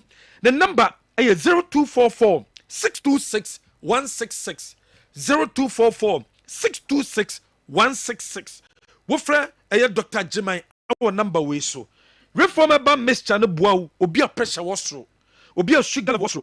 Obi a ayana wona mai titriti. Stroke and how hypertension, general body pains and how no pebi anum ebeboa e masa problem so twa de ma reform power capsules oba combine with reform herbal mixture eye bema wadro bema ojoso tentem bema obema no iphone bema wo body pains wo low sperm count bema wo prostate problem and that's what gonorrhea reform power capsules and a reform herbal mixture and what's a one reform herbal mixture plus femicure 442 about wadro no woba oni atenka wo libido no wofom woba wofu ayekese wo menstrual pain wo menstrual disorders anase wo empomo gudem yare bia kope bitonanom any drug store chemical shop bia beko bia no obenye bia to Asabet Travel and Tour akwentwe nsem bia no fokoda Asabet Travel and Tour Asabet ene do betu kwan ye beje visa na ma wawie ansan wetie sika no ye wo Bantama High Street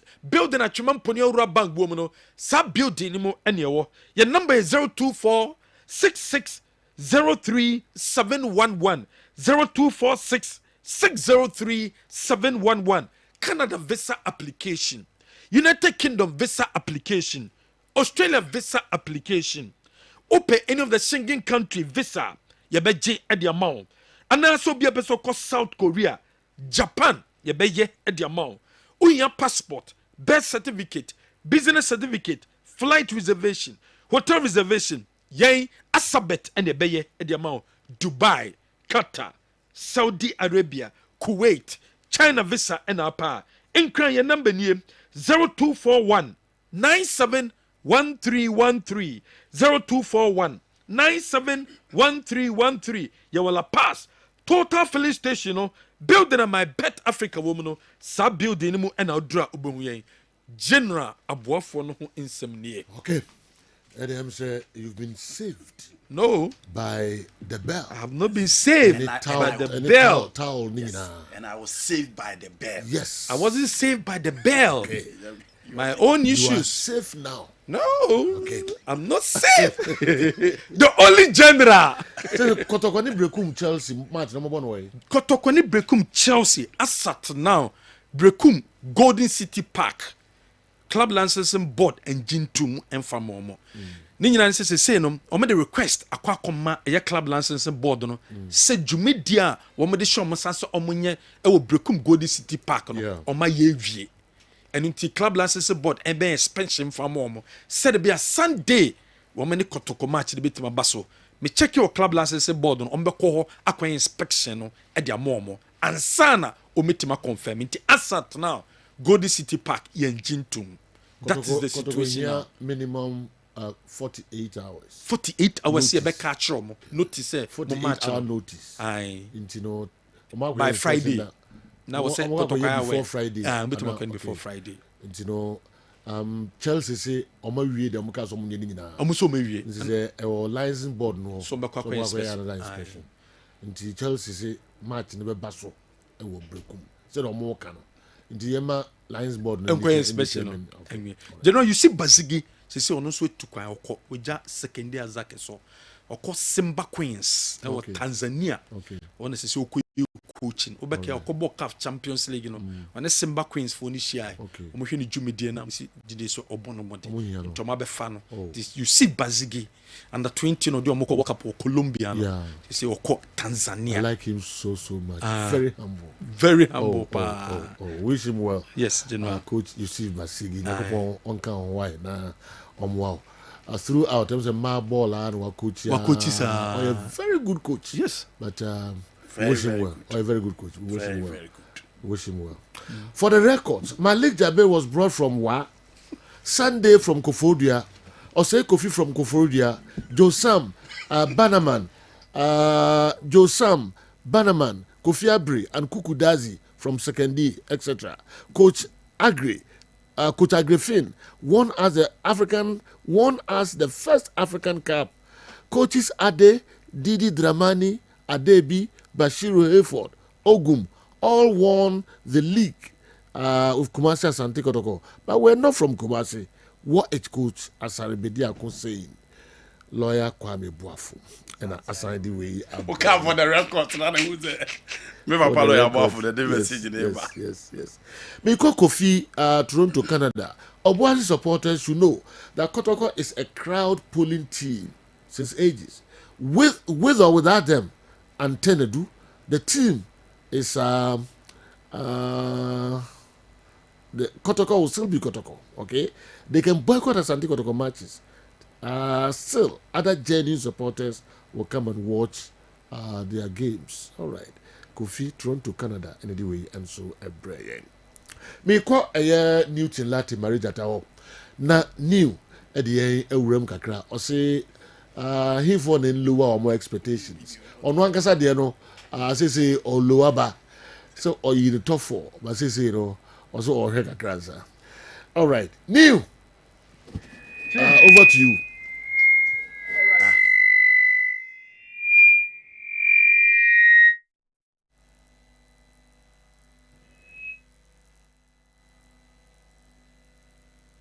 Oh, okay. Yeah, bomb things and no tom. Na yet me I call Newton Latte Marija. The technicians and yes, Ramwa Munya Bibia kama pa na fi yanko new ho. Andy Ken. You know. Yes, sir. You know, I'm going to share one question I came.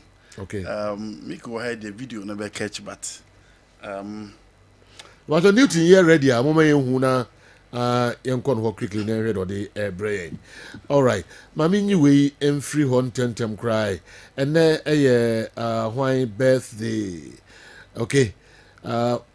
Assistant headmaster academic oko baby Didi ewono. Akumadan Senior High School. Assistant headmaster academics and then the birthday.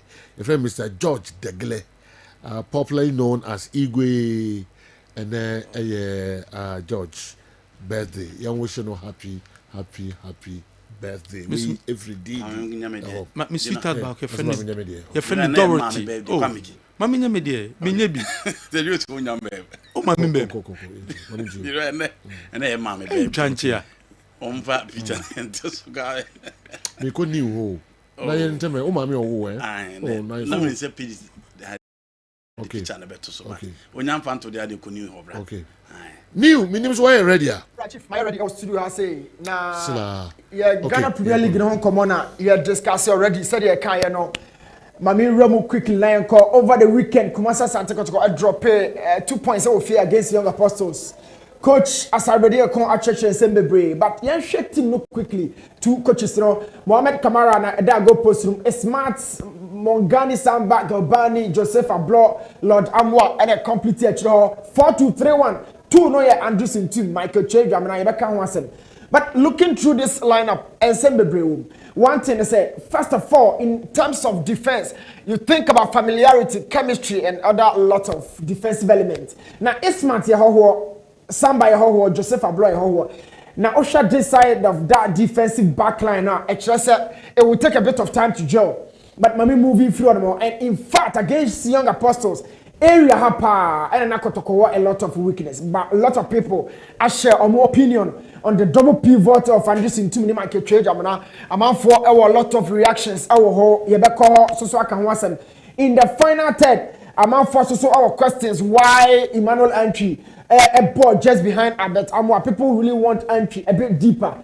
now more goals in the final third but even entry no crown did go by for Young Apostles. It was a similar formation 4-4-2 very expansive. Now Young Apostles team no ba bia na ho den no wono and I may highlight it at the chire coach as I made mention of the fact that they stood more behind the ball especially in the first half. Now the football no control you either control the ball itself or you control the spaces. Now ubenye teams no bi dia am control ball no control spaces no and no intense crowd. Intensity and with Jose Mourinho no attack control spaces but Pep Guardiola Barcelona tetedia na make am wasem no or control ball no as well as the spaces until Dr. Gumo crab ball na or passing wo boase no na coach Asarbedi akon ono so air control the spaces no the formation kind 4-1-4-1 sometimes convertible 4-5-1 not just a lomote there 4-1-4-1 or 4-5-1 only one striker at the ball the exchange said before kickoff omo admit say omo biem ne kotokobo a bia kotokobo betimi ahye more goals and for that matter spaces no more defense no eno na on be protect be ho ban get chunk part of possession to Kotoko in their own territory. Jet had many chances in the final third through the few times omo ba attack now you were the third man concept meaning say a back counter here hwe nipa bebrebe wa chire Enipa bebre na a red jersey watch Jet Kamara na started the counter situation na third man no obe connected to a striker back connected to another player not that player no are connected to another on running player of free deep so this is Baba Yaya share movement other than the third man na make one seven no enipa two ebenya connection touches to the ball and sanama set it off Baba Yaya. This is the third man concept. Dr. Ogumwaye ho adwuma preseason oye bebre what it means they say every time the oye third person on involve bebre sa during the build up now Lord Amwa position our dear man say a bot right back ahead of Cote Emmanuel. Now right back and was another auxiliary role out that the ball no yeah now Lord Eban Fifi even with the ball with me Ban Fifi Eba Bebuapa. Now the American say Kotoko attack ni a bit shallow and your league ya boy goals emata goals emata as well as your defense. It's your better more preseason has been the premium member of the attack and our twaso and the Bible season. In fact, I know not sure Young Apostles, but he's been a key member in the final and Peter Aqua. The band say Emmanuel entry and a support to attack no more Macano or more hefa or more deep. The most effective part of the Kotoko attack happens to be the right side of the attack. Baby and Peter wono na abet ammo movement ninti ya na akwa ese box no mu da ho se nyantwi ne ba late ya on say na okono ho akwa support Peter Kotoko had some few chances in the first half especially but you can't say na a of full quality Now this is Lord Amwa. Lord Amwa no shebabi o mfimfi enka oka positioner. Obaka sa high 6 but high kind of inverted role meaning say oba right back but ni pomo no yenye hwe ho. And into oba mfimfi to help overload the central zones of the Kotoko team.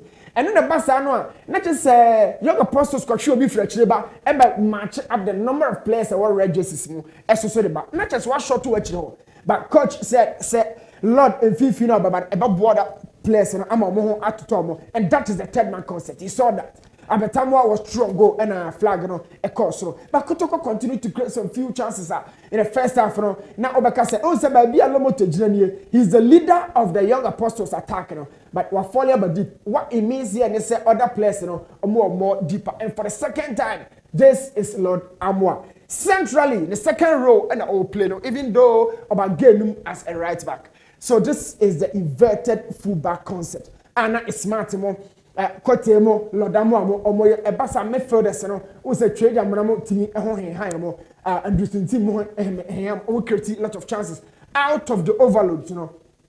Now one thing I'm sharing so Kotoko attack and say every time bia no ya akoye me say abetamo akeka no ho a ya na ehu eno na doctor allow fullbacks na mo ko eno ntino mimi sro se meka se bi Kotoko betimi dominate because opponent ni so nya ball no onim de o ye de a obetimi ha Kotoko pa. This is the position of Ismat as the assistant to Emmanuel Entry. Left back, you know, baby away on your left back bio, but on no assist here. Now everybody say this is the positive side of the role. Wa shemwa bananimu kra and wa baba assist Emmanuel Entry. Yamo yense man go na ba. Na mom without the ball on his space, you know, when the be your hon adwuma man. And it is also a game no. He was the only player at Hotchre no and until turning come on after second to kwash idea. Young Apostles the a very good idea in the back game no. But I couldn't say, Yantine Yacho, Yanya board the mom boy in the final as much as I want to mean punish no. Yanyabo. But what is the concentration level of Ismat? Should the position no? Then Champe or TV no so. And attack and the concentration will form. I think Doctor has to work around that mentality because Patrick has said do SSO our bench. And in zone young apostles create chunk part of our chances in edify at some point really a Kamara dominate but Osha is smart left back on the one be sometimes on ballet sometimes on macra now the about late in on macra and say effective in the final 10 who does the job for him in terms of the defensive zone I don't know yeah summoning common the young apostle job but the emptiness of the midfield do not call it for a lot of questions. Dr. Utimino it revolves around the midfield brilliance. It is often ebeto esini na emran tene na mhoba obi a ye na dwuma na konto efa ball ni say ya ebasa na yebusa questions from the midfield. Konto the crab ball for young apostles. This boy was part of Ashgold U20 no was from Kranibia. He had a confidence, took hold of the game by the neck and Oshe game now boy that day now Edimumpo say and co deserve man of the match but Ofrimuntel. Let's talk about goal no.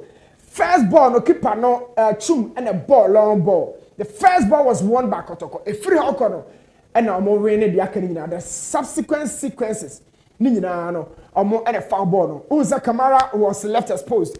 Exposure webinar na Frederick Asari from a pressure banner so no. You were good but you breaking goal down. First header in here is smart and call air ball. Now air ball actually say and science is the first ball, but we are born never taught who here because ball sense and you'll be idea. It is general. Ball na is smart a challenge attacker no. Now a drop it and what happens next and Maureen say, but it can't catch up. Midfield and a bit empty by function. And power but I'm only a and how many players can you count here as against how many players from young apostles? 5-6 players in the same zone. By young apostles took hold of the rebound, the second ball, and and by virtue of Ismat's movement, and my ball no smooth. So midfield and your mother, Doctor no one kasa. That broken part of the defensive back line no a hot energy man war. Now Joseph Ablo preseason yajeje also SSL keka ho. Why did you go in for that early tackle? By the distance and the position of that ball, you should have really delayed movement and your action. But quick means now you say Ismat in your etuna so cover no and then necessarily ma delay kakra no. You went into the tackle with that speed and I Messi bibia. Ismat in the should have really kept your pace a bit slower and I would do who tackle them. It is a smart in you now, so you were from Mudia, then that department is gone. But going into net, and the actual was in the Akara. Now at this point, young apostles are all defending. It is now against three attackers against 2. Now 2, then they say only 2 of the back line are available as against 3 attackers. Counter Juma possession game Juma. Kotoko kept the ball low in terms of the possession. But young apostles, I'm a counter no, not a Juma. Na me the tabusa. A body say na a here fan of Joseph Ablo Oshe, Shenachiboko. A here fan of Lord Amwa Oshe, Shenachiboko. Is there any communication going on here? Are they communicating? Are they talking to themselves? Kamada Eshebono, and now share a more area box room and Komobi Koso, Bonnie Antoinette. A black tackle, ya yina fimu. It's not you know the one that the crowd. Call first ball, no think of first second one. And who is talking to somebody here? Communication has fallen flat. And Bunny said, no, why do you put all your concentration on the source of the ball? Our brother, the destination itself, well, forget it. Awareness no one here. Concentration no one here. The communication itself. Now, striker there. And one say, oh, box waiting patiently for the chance to fall. Now, I come on at the attorney. But shall be waha? And then I am because say so basic. And you can say we defend our way. Let's go back as born neighbor now. They lost midfield battle. No, quickly, it's not taking out. Abroad went very early. Now, the key question here they say, Abroad, your position is wrong by the principles of defending. What the full body in our shabono as a so 10.5 extra no shabono just to have a very good body balance in terms of the clearance. But I'm funny, sir. You can't clear this ball. Absolutely no way. As a so half a chair keeper now half an extra baby a so you see he's too still in the area. Our brother position and loud and clear ball. It was so erroneous positionally and by body orientation. Now a body say na busa. Your league here general there who say every time we keep asking questions. Obesha team be tactics. So we show the weaknesses within that. So Dr. Ogum, my question number 1 is say the advanced positions of your fullbacks, and how defense, say how would there have any problem? But I'm going to say Lord Amwa, your right back. This guy is Esmat Abdul Hamid, the left back. So our position very, very advanced, coupled with attackers, our lose ball, say opponent in a fire, doctor, and you and farm out there. This is my question number 1. I'll be going to 2. Fullbacks and what's true.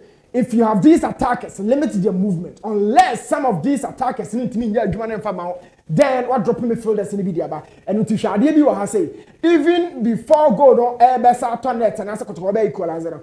Young apostle show go will answer how the same party in control distribution no say is smart by virtue of the position. Now midfield na there omoda doctor, you should really be heard from this department. Midfield in that you can count about 4 players.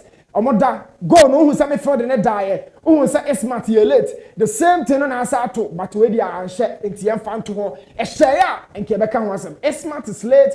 Midfield got switched off and the area now that took Abroad out of the natural zone. So Abroad now one 2 central defenders in here. But what if Bono Obitina attack it becomes another problem. Look at how the goal was scored. And watch that same pattern. Watch the sequences. Does it really match? Ebani say no. Now you busa question say, is it good? Advisable say Obama will left right backs, I caught that deep and far. But always, who say laterals, echo, not central defenders, na coach actually. Now you Madika coach and I say Kamara who said goalkeeper Kamara.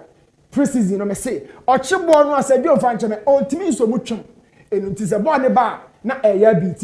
Now watch this sequence. Or spell a ball. A bunny say now all the defenders in the box or mother. Who saves the second situation? So Joe Madi come one way that. Or spell a ball no 2 box room. It happened against Vision. I saw to a Carella and I saw to her. It's so sequential. My man for one and no in chat to one, I may hand you over. And from a chief. Near Fancy. Sajo. Okay. Sima bako na donko abo. Sima bako eti ene eye Bettina ene your birthday. Empress Bettina ene your birthday. Yeah, wish you happy birthday, Bettina. Bettina, you know, man, you're ready. And then your old mommy's birthday. Yeah. Madam Lisbeth, a free former head teacher of Buenim RC Primary. Okay. You know, and I'm birthday. Me wish you happy birthday. All right. Nyankupo Nshirano, na onyene kese no man kwa tenten. Okay. You know, asema mdijan. All right. Oh, okay. Also, mommy pa. All right. Bettina, osai safwa and your birthday. Mpraeso and Bettina, ewo. Yeah, we say also happy birthday. We a special one are if free Seth Mpraeso. Me so happy birthday to special person me dofo pa. Me ntimi fan a picture to so. Hey, come the bet to so. I didn't know No, me fan a picture to so. Boy, somebody. Okay. Me so me me dey. Me We're so close. Me dem fato so man. Don't want me kin na birthday. I'm here. Onyamudi fra. I don't want. Your friend Dorothy. Okay. Dorothy. Loso. Ah, what is we are sweet. We are